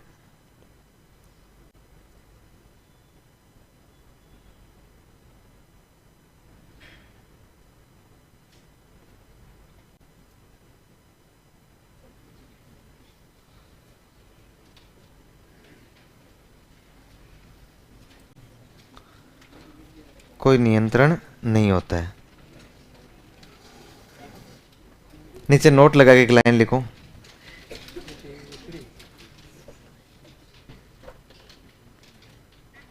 नोट लगा के एक लाइन लिखो।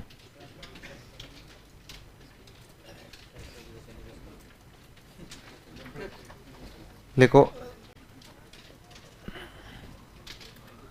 सामान्यतः ये रोग लड़कियों में अधिक पाए जाते हैं।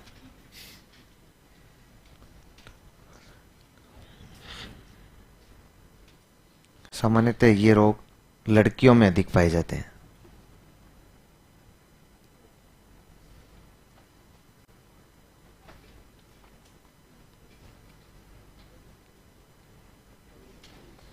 बोलो साइकोलॉजी नामक लोक देवी की। पूरी हो गई। भागना नहीं है, अभी सवाल हल करने हैं।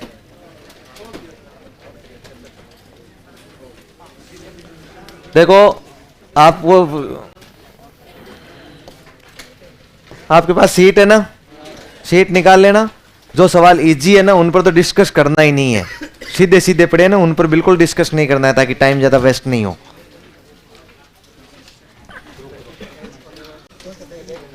हाँ, हो गया? करें शुरू? सीट सबको मिल गई है ना?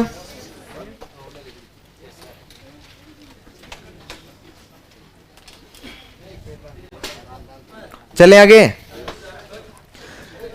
विकास,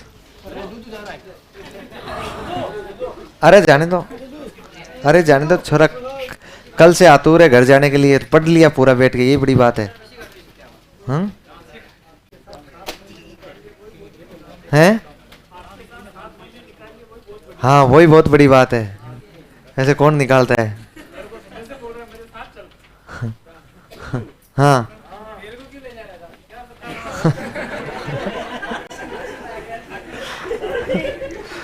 अरे घनिष्ठ मित्रता होती है, व्यक्तिगत और घनिष्ठ मित्रता। आप में से बहुत सारी ऐसी मित्रताएं यहाँ जो पनपी है ना, वो मित्रताएं पूरे जीवन भर रह जाएगी। कुछ मित्रताएं ऐसी भी होगी, खोखली मित्रता नहीं होती है यहाँ। हाँ भाई जिगरी, तेरे लिए कुछ भी कर सकता हूं। चलिए बताइए, रे शुरू कीजिए। विकास कैसे होता है? विशिष्ट से पहले अंगुलियां बनेगी, फिर ये हाथ बनेगा, फिर धड़ बनेगी। सामान्य से विशिष्ट, पहले सामान्य क्रियाएं करेगा, सामान्य अंगों का विकास होगा, फिर विशिष्ट क्रियाएं करेगा। रिद्धिमा ध्यान की कमी से पीड़ित है और वह शिशु जैसे व्यवहार को प्रत्यावर्तित करती है। क्या होगा? प्रतिगमन। ऑप्शन के अनुसार डिपेंड करेगा तो प्रतिगमन ही है सीधा सीधा। बाल्यावस्था में चली गई 60, क्या कह रहे हैं 60 घंटे में साइकोलॉजी पूरी हुई? नहीं सर, नहीं 70 से तो ज्यादा लगे होंगे। 75 है ना? हाँ तो मैंने 70 का कहा था यार, 5-7 तो लगी जाए, क्या फर्क पड़ता है। व्यक्तित्व वह विशेषता है जिसके आधार पर विशेष परिस्थिति में व्यक्ति के व्यवहार का अनुमान लगाया जाता है। केटल ने कहा परिभाषा है, लिख लेना। जो इसमें नई चीजें आए ना वो अभी नहीं लिखना है, घर जाके उसे रजिस्टर में लिख लेना, जब पढ़ो ना वापस तब। इतनी नई चीजें 5-7 एक। किस प्रकार के विकास में आनुवांशिकता का अपेक्षाकृत अधिक प्रभाव होता है? आनुवांशिकता, अनुमान लगाओ देखें। हेरिडिटी का सर्वाधिक प्रभाव शारीरिक विकास पर पड़ता है।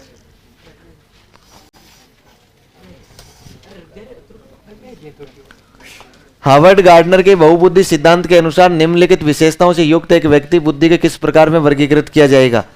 कौन सा? दूसरों की मनोदशा, दूसरों के स्वभाव, दूसरों की प्रेरणा तथा दूसरों के उद्देश्यों को उचित तरीके से पता लगाने एवं प्रतिक्रिया करने की योग्यता। उसके साथ प्रतिक्रिया कौन होगा? इंटरपर्सनल होगा कि इंट्रा होगा? एक या दो? दो, क्योंकि इंट्रापर्सनल तो खुद को जानेगा, ये किसको जान रहा है? दूसरों को। ताका जाकी करने की गंदी आदत है इसकी, अंतर वैयक्तिक, इंटरपर्सनल। एक शिक्षिका अपने विद्यार्थियों को विभिन्न अधिगम शैलियों को संतुष्ट करने के लिए वैविध्यपूर्ण कार्य का उपयोग करती है। वैविध्यपूर्ण कार्य मतलब अलग अलग प्रकार की बुद्धि। संगीत भी है, भाषा का भी प्रयोग है, खेल का भी है और चित्रकारी का भी प्रयोग है, अलग अलग प्रयोग है ना। मानचित्र भी बनाती है। तो गार्डनर के बहुबुद्धि सिद्धांत। वातावरण में वे सब बाह्य तत्व आ जाते हैं जिन्होंने व्यक्ति को जीवन आरंभ करने के समय से प्रभावित किया है। वुडवर्थ ने कहा है, लिख लेना। किसी समस्या के मूल और अलग अलग समाधानों के साथ आने की क्षमता। किसी समस्या के मूल और अलग अलग समाधान, नए नए समाधान के साथ आने की क्षमता किसकी होती है? सृजनात्मक, सृजनात्मक बालक की। बेलक ने व्यक्तिगत मापन के लिए शायद नहीं लिखवाया होगा ना, जो प्रसंग बोध परीक्षण किया है ना, उसमें कितने बालक, किस वर्ष के बालकों को रखा है? लियोपोल्ड बेलक ने 1948 में बनाया था। 10 चित्र बनाए थे, जानवरों के ही थे। लिख लेना ना। देखो वैसे तो देखे तो ये कट जाएगा, क्योंकि इनका तो क्या मापन करना होगा। फिर ये बालक थोड़ी रह जाएंगे, तो बालक से ऊपर चले जाएंगे, ये भी कट जाएगा। यदि सीधा सीधा देखे तो 3 से 10 हो जाएगा, यदि दिमाग लगा भी सवाल को सही किया जाए तो। 1994 में बुद्धि का पास मॉडल विस्तृतीकरण किसने किया? तीनों है ना, जेपी दास, जैक नागलिरी और किर्बी। स्पीयरमैन की अवधारणा के अनुसार जी, कंफ्यूज नहीं होना है, सामान्य कारक होता है। बाद की स्थिति है कि सामान्य के बाद ये इसकी विशेषता एक ही है कि आनुवंशिक भी है ना। तो पहले आनुवंशिक नहीं करना है, पहले क्या करना है? सामान्य। निम्नलिखित में से कौन सा कथन सही नहीं है? कौन सा कथन सही नहीं है? विकास की प्रत्येक अवस्था के अपने खतरे होते हैं। विकास लंबवत सीधा न होकर वर्तुलाकार होता है। विकास सामान्य से विशिष्ट की ओर चलता है। विकास की गति की दर एक सी रहती है? नहीं, लयात्मक गति होती है ना। 25 वर्षीय लड़का जिसकी मानसिक आयु 16 है, उसका आईक्यू क्या होगा? लड़कियों निकाल के दो तुम। कितनी? 64। लड़कियां बता रही है भाई कितनी है? 64। कम मत समझना। किसी समूह में व्यक्ति की लोकप्रियता ज्ञात करने की सर्वोत्तम व्यक्तित्व आकलन विधि क्या है? यह समाज मिति है। यह विधि कौन सी है? समाज मिति। सबसे ज्यादा लोकप्रियता कि भाई नेता कौन है इसका, या कितनी लोकप्रियता है उसकी, वो समाज मिति। समाज में पता लगा लो आप, पता लग जाएगा कितनी लोकप्रियता है। किसी बालक के व्यक्तित्व के आकलन हेतु निम्न में से कौन सा परीक्षण सबसे उपयुक्त है? बालक के लिए, बालक के लिए बालक के अंतर्बोध परीक्षण है। बालक के लिए सीएटी है। सीएटी याद रखना है ना। यदि इन सब में से पूछे ना तो सबसे उपयुक्त कौन सा होगा? सीएटी होगा, चाइल्ड एप्रिसिएशन टेस्ट। सूची फर्स्ट को सूची सेकंड से मिलान करवाना है। पिकनिक कैसा होगा? छोटा कद, चौड़ी छाती, लोकप्रिय। एस्थेनिक कमजोर, लंबा, संवेदनशील। एथलेटिक मजबूत, गठिला शरीर। डाइप्लेस्टिक मिश्रित प्रकार। सब सही है। बालकों की बुद्धि को मापने के लिए पहला बुद्धि परीक्षण का निर्माण किसने किया? अल्फ्रेड। कब किया? 1905। 4 में तो आयोग बना था। हाँ कोई बात नहीं, इतनी भी भारी गलती नहीं हुई है। हाँ, व्यक्तित्व मापन के लिए समाजमिति का विकास किसने किया? मॉरन। देखो ये जो भी आपको सवाल दिया गया है ना, एक भी सवाल हिलोरा नहीं है, ये सब के सब आए हुए सवाल है। समायोजन के संदर्भ में निम्न में से कौन सा गलत है? यह संतुलन प्रदान करता है, यह समस्या का समाधान करता है, यह निरंतर चलने वाली प्रक्रिया नहीं है। समायोजन की अनुपस्थिति में व्यक्ति तनाव, संघर्ष और चिंताओं से घिरा रहता है। निरंतर समायोजन की प्रक्रिया है, निरंतर चलता है समायोजन हमेशा। द बैकवर्ड चाइल्ड पुस्तक के लेखक कौन है? सिरिल बर्ट ने लिखी है भाई ये किताब। सिरिल बर्ट है ना, जिसने आपको बताओ तो पिछड़े बालकों की आईक्यू कितनी बताई? ईक्यू 85 से कम बताई थी, याद है आपको? अब देखो यदि नहीं भी होना अपने यहां और अपने को तुक्का भी लगाना पड़े तो अनुमान लगा सकते हैं कि सिरिल बर्ट कहां आया था। सिरिल बर्ट पिछड़े बालकों में आया था, पिछड़े बालकों में, बाकी हमने चर्चा नहीं की उसकी। इसका मतलब द बैकवर्ड चाइल्ड, बैकवर्ड का मतलब पिछड़े हुए, तो हम अनुमान लगा सकते हैं। ये सवाल करने के तरीके होते हैं। आर्मी अल्फा परीक्षण कैसा है? शाब्दिक और सामूहिक परीक्षण है आर्मी अल्फा। तनाव को कम करने के लिए अचेतन मन का प्रयोग करना क्या कहलाता है? तनाव को कम करने के लिए अचेतन मन का प्रयोग करना रक्षात्मक युक्तियां कहलाती है, रक्षात्मक युक्तियां। हेंज दुविधा किस सिद्धांत से संबंधित है? कोलबर्ग के नैतिक सिद्धांत से। अच्छा, फर्स्ट सूची को सेकंड सूची से मिलाओ। बर्ट और बर्नर ने कौन सा दिया? पदानुक्रमिक। स्पीयरमैन ने सामान्य और विशिष्ट कारक, मतलब द्विकारक है। देखो इसको इस तरह से लिख दिया, कंफ्यूज नहीं होना है। गार्डनर ने बहुबुद्धि का सिद्धांत और स्टर्नबर्ग ने बुद्धि का ट्राइआर्किक सिद्धांत। कितना नंबर हो जाएगा? 2। ये लो, वेरी गुड। ऑनलाइन वाले भी बिल्कुल सही बता रहे हैं। बालक का विकास प्रभावित होता है आनुवंशिक और वातावरण दोनों से।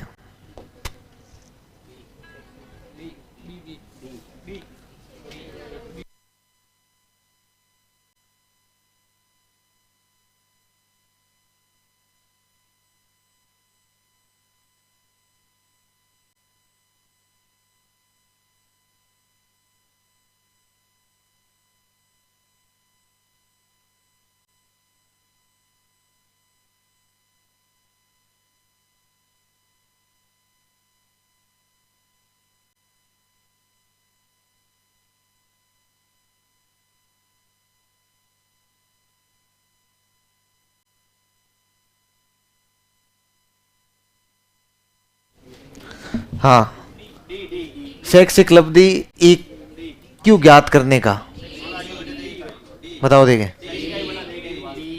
ई क्यू ज्ञात करने का, शैक्षिक आयु बटा दैहिक आयु इंटू 100। निम्नलिखित में से कौन सा सृजनात्मकता का तत्व नहीं है? ये तो हो गया ना 3 तो 1, ये स्मृतिकरण। सभी मानवों में कितने गुणसूत्र होते हैं? 46 गुणसूत्र होते हैं। अरे ये MA बटा CA, ना ना ना ना, MA बटा CA नहीं है मन। तो देख उसको शैक्षिक उपलब्धि पूछी है उसने। कौन सा समायोजन का प्रत्यक्ष तरीका है बताओ? लक्ष्यों का प्रतिस्थापन। ध्यान रह जाएगा ना। बाकी प्रतिगमन, दमन, प्रक्षेपण सब रक्षा युक्तियां हैं। बोरिंग बोरिंग बोरिंग थोड़ी है। एक बच्चा पहले अपने हाथ से बॉल जैसी बड़ी चीजों को पकड़ना सीखता है, उसके बाद चिमटी पकड़ने का इस्तेमाल करके एक मटर उठाना सीखता है। यह उदाहरण विकास के किस सिद्धांत को दर्शाता है? सोचो एक बार। प्रोक्सिमोडिस्टल है या सिफेलोकोडल है या साम्य धारण कर रहा है या संरक्षण कर रहा है? ऑप्शन ए पे कौन कौन सहमत है?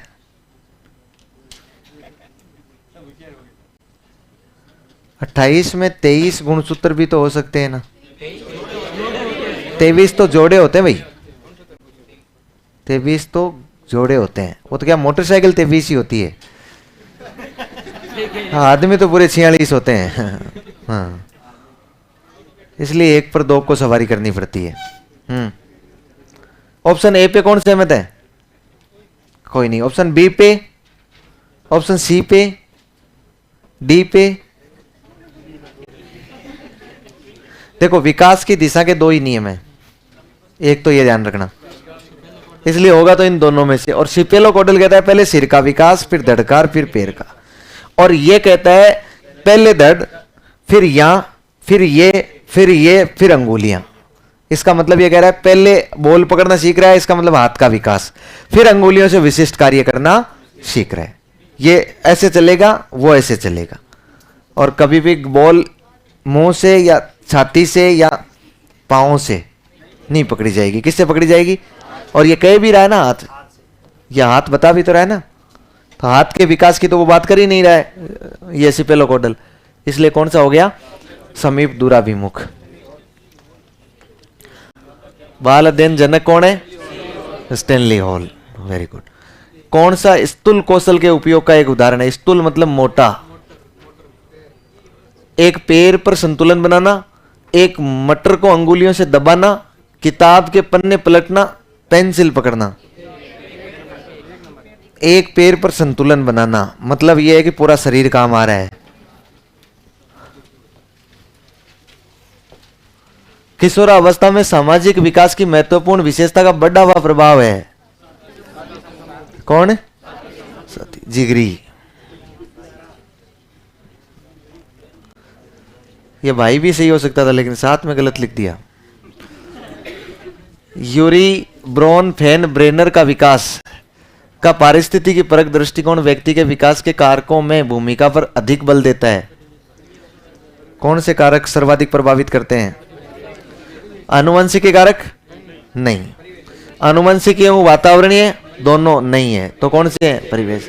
परिवेश ही तो होता है ना, उसका तंत्र समझाया था ना, चारों ओर उसको जकड़े रहते हैं। विकास अपेक्षाकृत अभिवृद्धि होने तक सीमित नहीं है, अपितु ऐसे प्रगतिशील परिवर्तनों में निहित है जो परिपक्वता के लक्ष्य की ओर व्यवस्थित रूप से उन्मुख होते हैं। नहीं नहीं, हर लोग थोड़ी यार वुडवर्थ नहीं है क्या?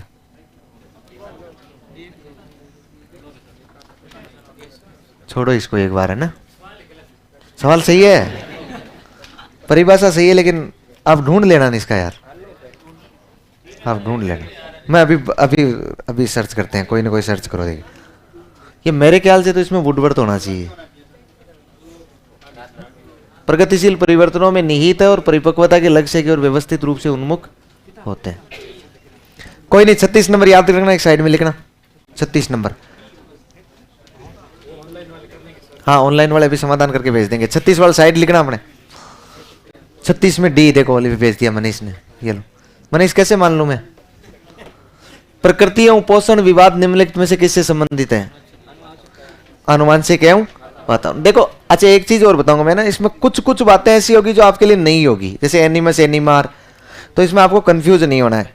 कभी जीवन में खूब सारे आपके टेस्ट वेस्ट होंगे ना, कभी कभार कोई ऑनलाइन कोई वीडियो होगा, कैसे ही होगा, तो उसके माध्यम में सारी चीजें, या फिर एक दो कोई चीज नहीं मिले तो फिर यूट्यूब खोलना, उस पर वो लिखना एनिमस और एनिमा क्या है, फिर उसको थोड़ा सा विस्तृत पढ़ लेना। खुद तो थोड़ा बहुत आत्मनिर्भर होना है ना, थोड़ा बहुत क्या बनना है? आत्मनिर्भर। किसकी है? हर लोग की है। हाँ ये है किशन, हर लोग की है ना। हाँ चेतन में, फिर पूरा चेतन में नहीं आया तो मतलब नहीं हुआ ना। हाँ हाँ, ज्यादातर बच्चे प्रथम ये कर लिया था ना हमने, आनुवंशिक और वातावरण। ज्यादातर बच्चे प्रथम सार्थक शब्द किस उम्र में सीखते हैं? भाई देखो मेरी बात बताओ, प्रथम सार्थक शब्द 3 महीने में नहीं सीखेंगे, 6 महीने में सीखेंगे, 35-40 बहुत ज्यादा हो जाएगा ना, 10 से 13 महीने। बताओ किस प्रकार, किसका आज से पर्यावरण को समझने, स्व विवेक चिंतन करने तथा किसी चुनौती के सामने होने पर उपलब्ध संसाधनों का प्रभावी ढंग से उपयोग करने की व्यापक क्षमता से है? किसका है? वेरी गुड, बुद्धि का। बुद्धि की विशेषता है अब सारी रवि सारी तो बुद्धि होगी ना तभी व्यक्ति पर्यावरण को समझेगा, चिंतन करेगा, चुनौती को समझेगा। रेविन्स प्रोग्रेसिव मैट्रिक्स आरपीएम बुद्धि का कौन सा परीक्षण है? रेविन्स प्रोग्रेसिव मैट्रिक्स बुद्धि का कौन सा परीक्षण है? सामूहिक शाब्दिक। रेवंस ने कौन सी बनाई थी? 2 बनाई थी ना, सीपीएम और एसपीएम। हाँ, हर लोग सही है ना? तुरंत आ जाता है क्या? बस फिर ठीक है, काम आगे और जरूरत पड़े दिक्कत नहीं है। स्टर्नबर्ग के सिद्धांत के अनुसार व्यक्ति किसी सूचना को किस रूप में संधारित करता है? ये सभी रूप में करता है ना, कूट संकेतन भी करता है, अनुमान व्यवस्था लगाता है, उपयोग करता है, अनुक्रिया करता है। हाँ, हार्वर्ड गार्डनर के बहुबुद्धि सिद्धांत के अनुसार तार्किक गणितीय बुद्धि याद करनी है भाई आपको, लॉजिकल रीजनिंग, लॉजिकल मैथमेटिक दोनों प्रकार की। क्या विशेषता हो सकती है? पैटर्न को खोजने की, तर्क की लंबी श्रृंखलाओं को हल करने की क्षमता और संवेदनशीलता। ध्वनि, ताल, शब्दों के अर्थ, ये तो संगीतीय बुद्धि हो जाएगी। दृश्य स्थानिक, ये स्थानिक बुद्धि हो जाएगी। ये संगीत में संगीतीय बुद्धि हो जाएगी। पहले वाला होगा। इतने आसान सवाल आते हैं। कौन सा व्यक्तित्व निर्धारक का पर्यावरणीय कारक है? व्यक्तित्व का पर्यावरणीय कारक है, वातावरणीय कारक। विद्यालय का परिवेश। कथानक संप्रेषण परीक्षण टीएटी के संदर्भ में सही कथन का चयन कीजिए। परीक्षण मॉर्गन और मूर्य ने विकसित किया। 30 काली है और सफेद रंग के तथा एक सादा कार्ड है। इस परीक्षण का भारतीय अनुकूलन उमा चौधरी ने किया है। सही है? ये लो, तीनों सही। मूल प्रवर्तिक जीवन शक्ति जो इड को ऊर्जा प्रदान करती है। देखो, इड को ऊर्जा प्रदान करती है। लिबिडो एक बालक की स्वाभाविक प्रवृत्ति है और लिबिडो की प्राप्ति करने के लिए बालक कुछ करता है। इसका मतलब काम प्रवृत्ति किससे जुड़ी हुई है? लिबिडो से जुड़ी हुई है। भाई देखो, इड जब बालक में तब आएगा ना जब लिबिडो की पूर्ति करने के लिए बालक आगे बढ़ेगा। वो इस समय ये नहीं देखेगा अच्छा क्या है बुरा क्या है। शेल्डन के अनुसार व्यक्तित्व के वर्गीकरण कौन कौन से हैं? Very good. रोर्सा परीक्षण के संबंध में सत्य कथन। यह परीक्षण रोर्सा द्वारा विकसित किया गया। 10 शाही धब्बे होते हैं। उपयोग, व्याख्या, विस्तृत प्रशिक्षण आवश्यक होती है। साथ ही पद्धतों की व्याख्या के लिए कंप्यूटर तकनीकों को भी विकसित किया गया है। कंप्यूटर तकनीक मतलब कंप्यूटर में ही दिखाए गए हैं सभी। कद लंबा, दुबला पतला, शरीर की मांसपेशियां है विकसित। किसके लक्षण है? पिकनिक। पिकनिक तो ये होता है एक्टोमॉर्फिक, दुबला पतला, चिड़चिड़े स्वभाव वाला, मांसपेशियों का पूर्ण विकास नहीं। हस्तशिल्प की शिक्षा दी जानी चाहिए हैं? हस्तशिल्प, हस्त कौशल की शिक्षा ताकि अपना जीवन यापन कर सके। पिछड़ों की तो जरूरी थोड़ी है, उनका आईक्यू कम ही होता है। हाँ। शिक्षकों द्वारा विविध शैक्षणिक रणनीतियों के उपयोग से निम्नलिखित में से किसके समावेशन में मदद मिलती है? वाक बाधित वाले छात्र, दृष्टि बाधित वाले, प्रतिभाशाली और सृजनशील। सभी द्वारा, सभी है, सभी विशिष्ट बालक है। जो सामान्य नहीं है ना वो सभी क्या होंगे? विशिष्ट। किसके समावेशन में मदद मिलती है? तो सभी के मिलती है। छात्रों में चोरी करने की आदत को कैसे दूर किया जा सकता है? पारितोषिक देकर, उदाहरण देकर, प्रताड़ना देकर, सजा देकर। पॉजिटिव उदाहरण वाला ही है। हीरो के लिए हम खुदाई करते हैं और स्वर्ण को शुद्ध करते हैं, किंतु प्रतिभा का हम नाश कर रहे हैं, ध्यान ही नहीं दे रहे हैं प्रतिभाओं की। केन दत्त के दिमाग में आया था ऐसा विचार। हाँ, कोई फर्क नहीं पड़ता, ऐसे तो एक दो तो आएंगे ना। निम्नांकित कथनों पर ध्यान दें और दिए गए कूट संकेत के आधार पर उत्तर दें। अक्सर बाल अपराधी शरीर से कमजोर होते हैं।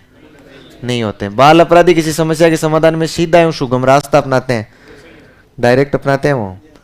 बाल अपराधी स्वभाव से सांवेगिक रूप से अस्थिर होते हैं, सही है ये, स्थिर होते संवेगात्मक रूप से, तो फिर डरी क्या था, फिर करते ही नहीं ऐसे काम।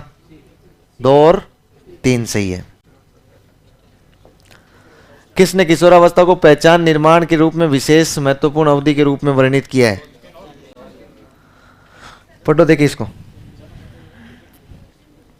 पढ़ो इसको और फिर जवाब दो मुझे। Stanley hall. बस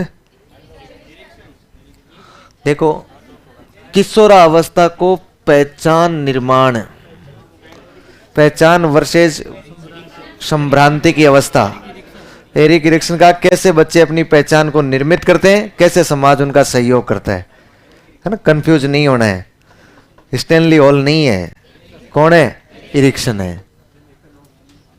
इसलिए पहला ऑप्शन स्टैनली हॉल देते हैं, इसलिए हम लोग किशोर का नाम सुनते ही भाग के स्टैनली हॉल को ठोकते हैं। कौन सा किशोरावस्था का अन्य नाम नहीं है? देखो, किशोरावस्था बाल्यावस्था और प्रौढ़ावस्था के बीच का संधि काल है, समस्यात्मक अवस्था, संघर्ष, तनाव और विरोध की अवस्था, वयस्क अवस्था नहीं, वयस्क नहीं हो। तो ये जो गलत है वही सही हो जाएगा।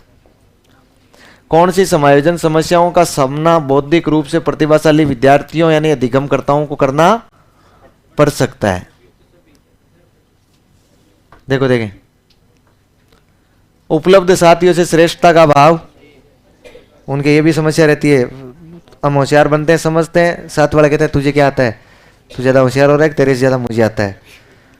फिर शिक्षकों द्वारा श्रेष्ठता की मान्यता की कमी, शिक्षक भी नहीं मानते हैं कि प्रतिभाशाली, उनको पता ही नहीं लग पाता है। क्योंकि कई बार ऐसा भी हो सकता है शिक्षक भी प्रतिभाशाली नहीं हो, तो उसे पता ही नहीं लग पाता है बच्चा प्रतिभाशाली है क्या। फिर माता पिता द्वारा श्रेष्ठता की मान्यता की कमी, माता पिता ही कहते हैं ज्यादा होशियार मत बन, तू कुछ नहीं जानता है, हम सब कुछ जानते हैं, उसकी बात को नहीं सुनते हैं।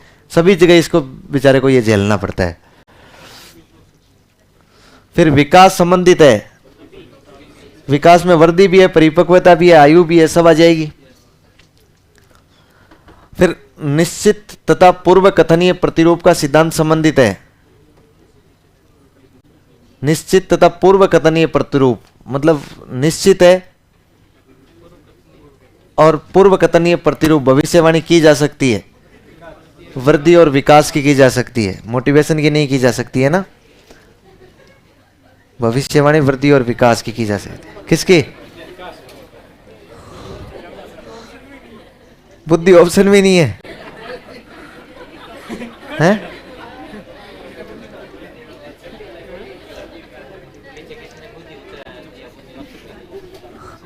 चलो चलो कोई नहीं। हाँ तो ये होता है कंफ्यूजन, वही तो सेंड करते हैं रोजाना। आप हंसते हो, वो सेंड करते हैं, पता नहीं क्या कह दिया होगा। अब आप सेंड करो, बताना नहीं इनको आगे वालों को आप क्यों हंस रहे हो।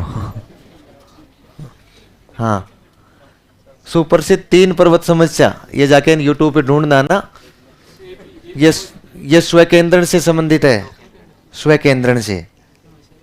ये भी समस्या है ना जो ढूंढना, ये 3 माउंटेन वाला बहुत आसान से है, छोटी सी बात है, पियाजे ने बताया था। संरक्षण से संबंधित है, संरक्षण जो होता है ना उससे। समायोजन की प्रक्रिया में कौन सा लक्षण पाया जाता है? समायोजन की प्रक्रिया में साहसी एवं समस्या समाधान युक्त व्यवहार, कभी भी अस्थिरता, कुंठा, तनाव नहीं होता है। संवेगात्मक बुद्धि का प्रयोग अमेरिकन मनोवैज्ञानिक डॉक्टर पीटर सेलोवी और जॉन मेयर ने तब किया था जब मैं जन्मा था, 1990 में। उस दिन भी बताया था मैंने। एक छात्र अर्धवार्षिक परीक्षा में प्रथम आने का लक्ष्य बनाता है, किंतु दूसरे छात्रों की प्रतियोगिता के कारण लक्ष्य को प्राप्त करने में असफल रहता है। इससे वह निराश न होकर वार्षिक परीक्षा में पर्याप्त ध्यान देकर आगे अपने लक्ष्य को प्राप्त कर लेता है। यह स्थिति क्या कहलाएगी? समायोजन। कुंठित और ग्रसित नहीं होता, माथा पकड़ के नहीं बैठता है कि एक परीक्षा में फेल हो गया अब क्या होगा। गोलमैन के अनुसार भावनात्मक बुद्धि मतलब संवेगात्मक बुद्धि कितने भाग है? 8 भाग है। कितने? 8। क्यों? तो फिर मैंने 5 लिखा है, उनका क्या होगा? हम्म?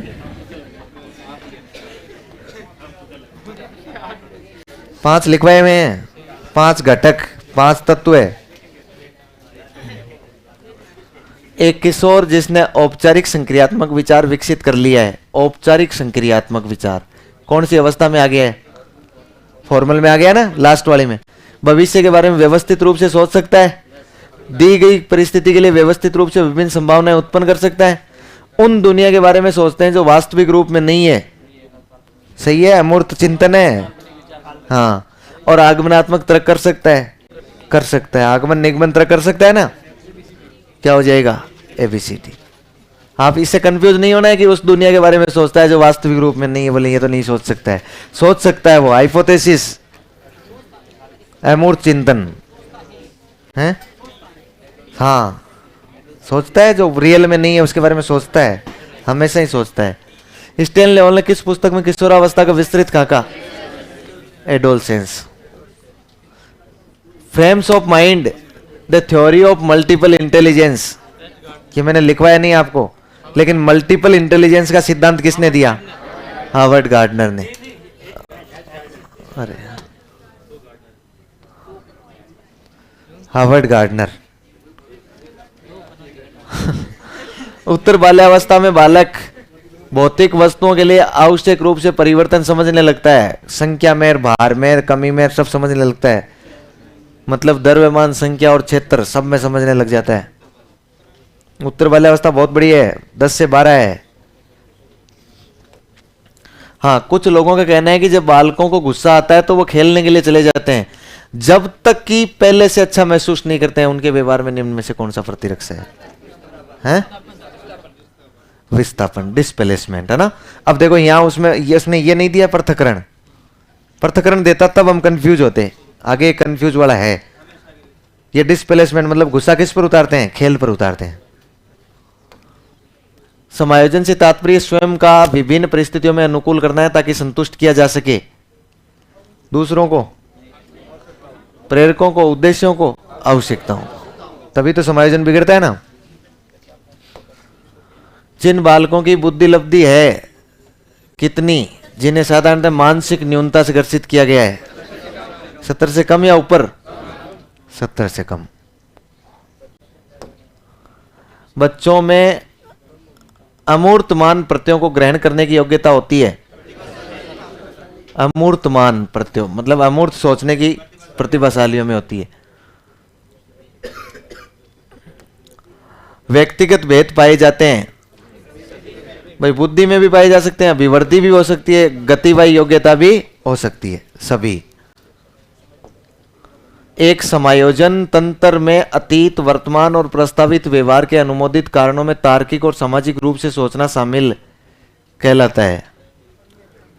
देखो, एक समायोजन तंत्र में अतीत, वर्तमान और प्रस्तावित व्यवहार के अनुमोदित कारणों में तार्किक और सामाजिक रूप से सोचना।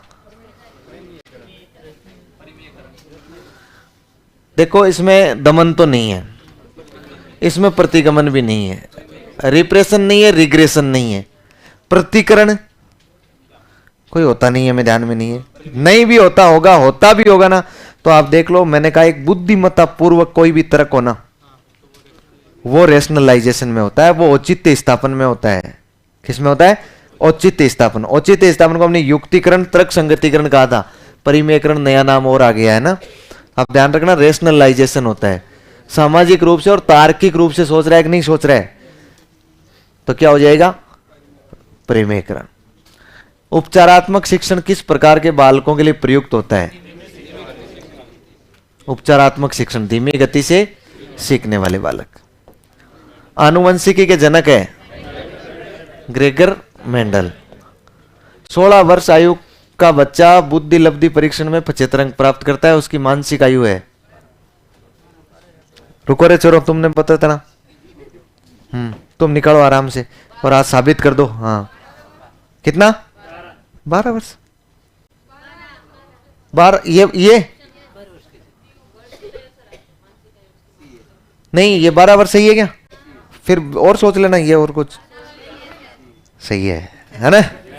चलो, आती तो है ना, आप ऐसा नहीं कह सकते। इसका मतलब वो कथन गलत हो गया है ना, वो कथन गया। आज सब के सब क्या हो गए, बराबर। कौन सा परीक्षण भाटिया बैटरी प्रदर्शन परीक्षण का भाग नहीं है? देखो 5 दिया था ना उसने, ड्राइंग परीक्षण, अलेक्जेंडर परीक्षण और चित्र निर्माण तो है, वस्तु समनुक्रम नहीं है, असेंबली वाला नहीं है। जिन इच्छाओं की पूर्ति नहीं होती है उनका भंडार गृह निम्न में से कौन सा है? परम एम, सुपर ईगो, है ना? क्यों तुम्हारे बाप का राज है क्या? मतलब जहां कहता हूं वहीं सम्मिलित हो जाते हो। अरे इड में लिखा है डेस लगा के, दमित इच्छाओं का भंडार, इदम इड, जहां कहता हूं वहां बोले हाँ ठीक है ठीक है ठीक है रख दो। रक्षा तंत्र बहुत सहायता करता है, रक्षा तंत्र दबाव से, है ना, हिंसा से नहीं करता है। हिंसा हो रही हो ना जहां लठ बज रहे हो, और वहां तुम सोचो कि नहीं, बाल्यावस्था के बारे में सोचने लग जाओ और उतने में खोपड़ी में पड़ जाए। सृजनशीलता के पोषण के लिए एक अध्यापक को निम्न में से किस विधि की सहायता लेनी चाहिए?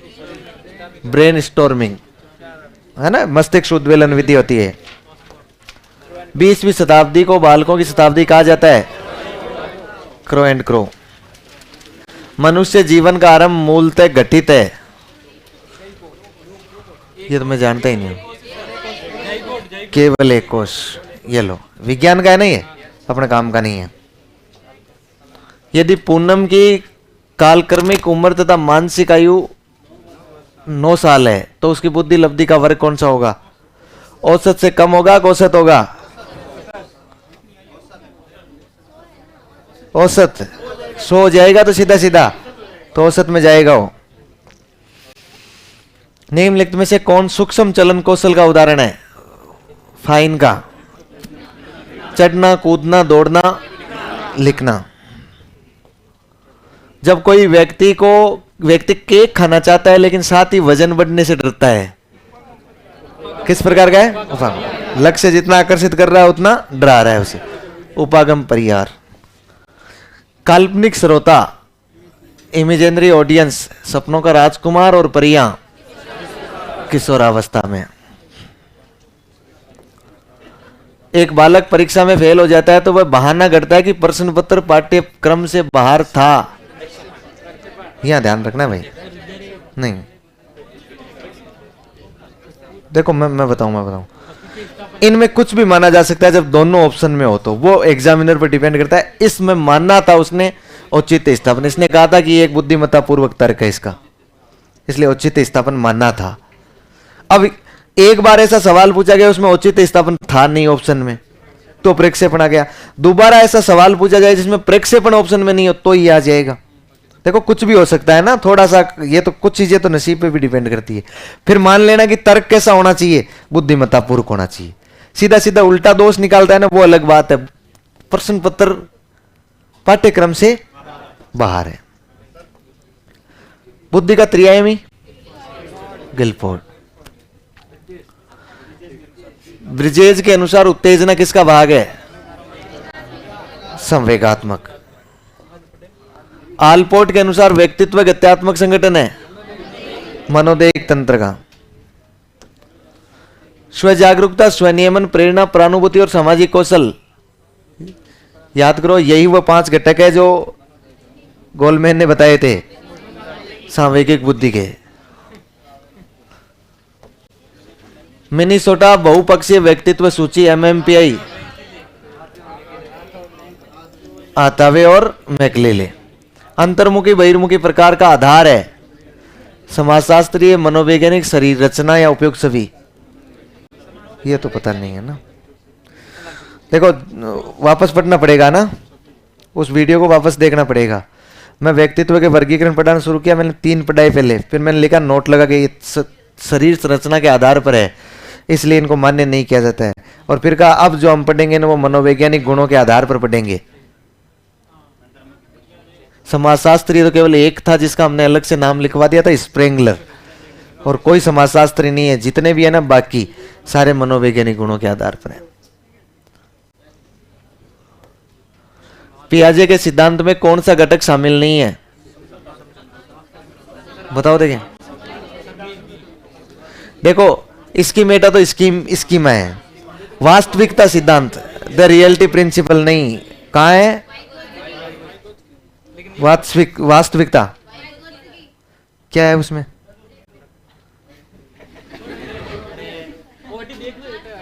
वास्तविकता का सिद्धांत सिगमंड फ्राइड है, और उसने कौन से में बताया है?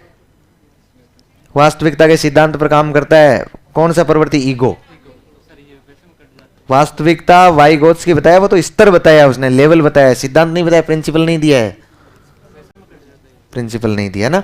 और आत्म से आत्मकरण तो है ना, एसिमुलेशन और एकोमोडेशन, तो वैसे भी हो जाता है ये तो। विशेषता सिद्धांत देखो, ट्रेड थ्योरी, ट्रेड थ्योरी पर ध्यान है क्या? शील गुण है, ट्रेड का मतलब शील गुण है, और शील गुण कौन है? आल्पोर्ट, वही तो था जो 17,953 बता रहा था। युंग के सिद्धांत में दो महत्वपूर्ण आद्य रूप कौन से हैं, इनको ढूंढना, एनिमस और नहीं है। युंग के सिद्धांत में दो आद्य रूप है, अलग बात है ये, आद्य को इंग्लिश में कुछ और कुछ बोलते हैं। हाँ हाँ, वो तो मनोवैज्ञानिक रूप है आपके, एनिमस और एनिमा है, ये ध्यान रखना है ना, ये कुछ और ये ढूंढना जाके। मानसिक आयु की गणना करते समय वह बिंदु क्या कहलाता है जहां बच्चा सभी वस्तुओं को पास कर लेता है? इसमें मैं आपसे हाथ खड़ा करवाऊंगा, इसमें सोच लो, हाथ खड़ा करवाऊंगा मैं।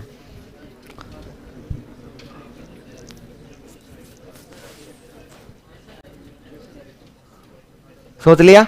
ऑप्शन ए, हाँ शाबाश। ऑप्शन बी, मेंटल एज,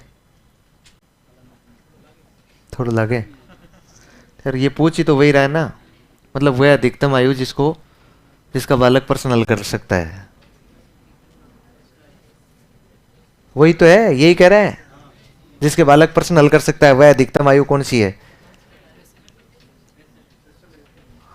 वो बेसल एज है। लेकिन बेसल एज को विनय ने मानसिक आयु की संख्या दी, आपको पता है? दोनों एक है इसमें, लेकिन महत्वपूर्ण मूल क्या है? Basal age. इसलिए बेसल एज ऑप्शन में नहीं होता ना, तो मानसिक आयु मानना पड़ता अपने को। किस आधार पर विनय की मापनी में परीक्षण पदों को समूह में बांटा गया है?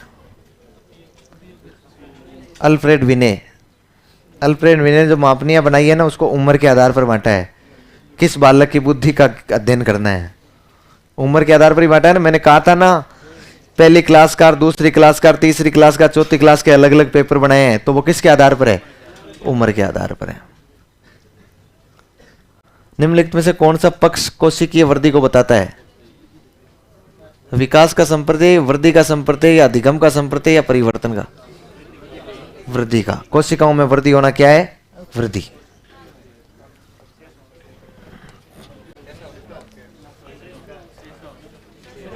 वृद्धि निम्नलिखित कालों में से किस काल में सबसे अधिक होती है? शेषवावस्था में।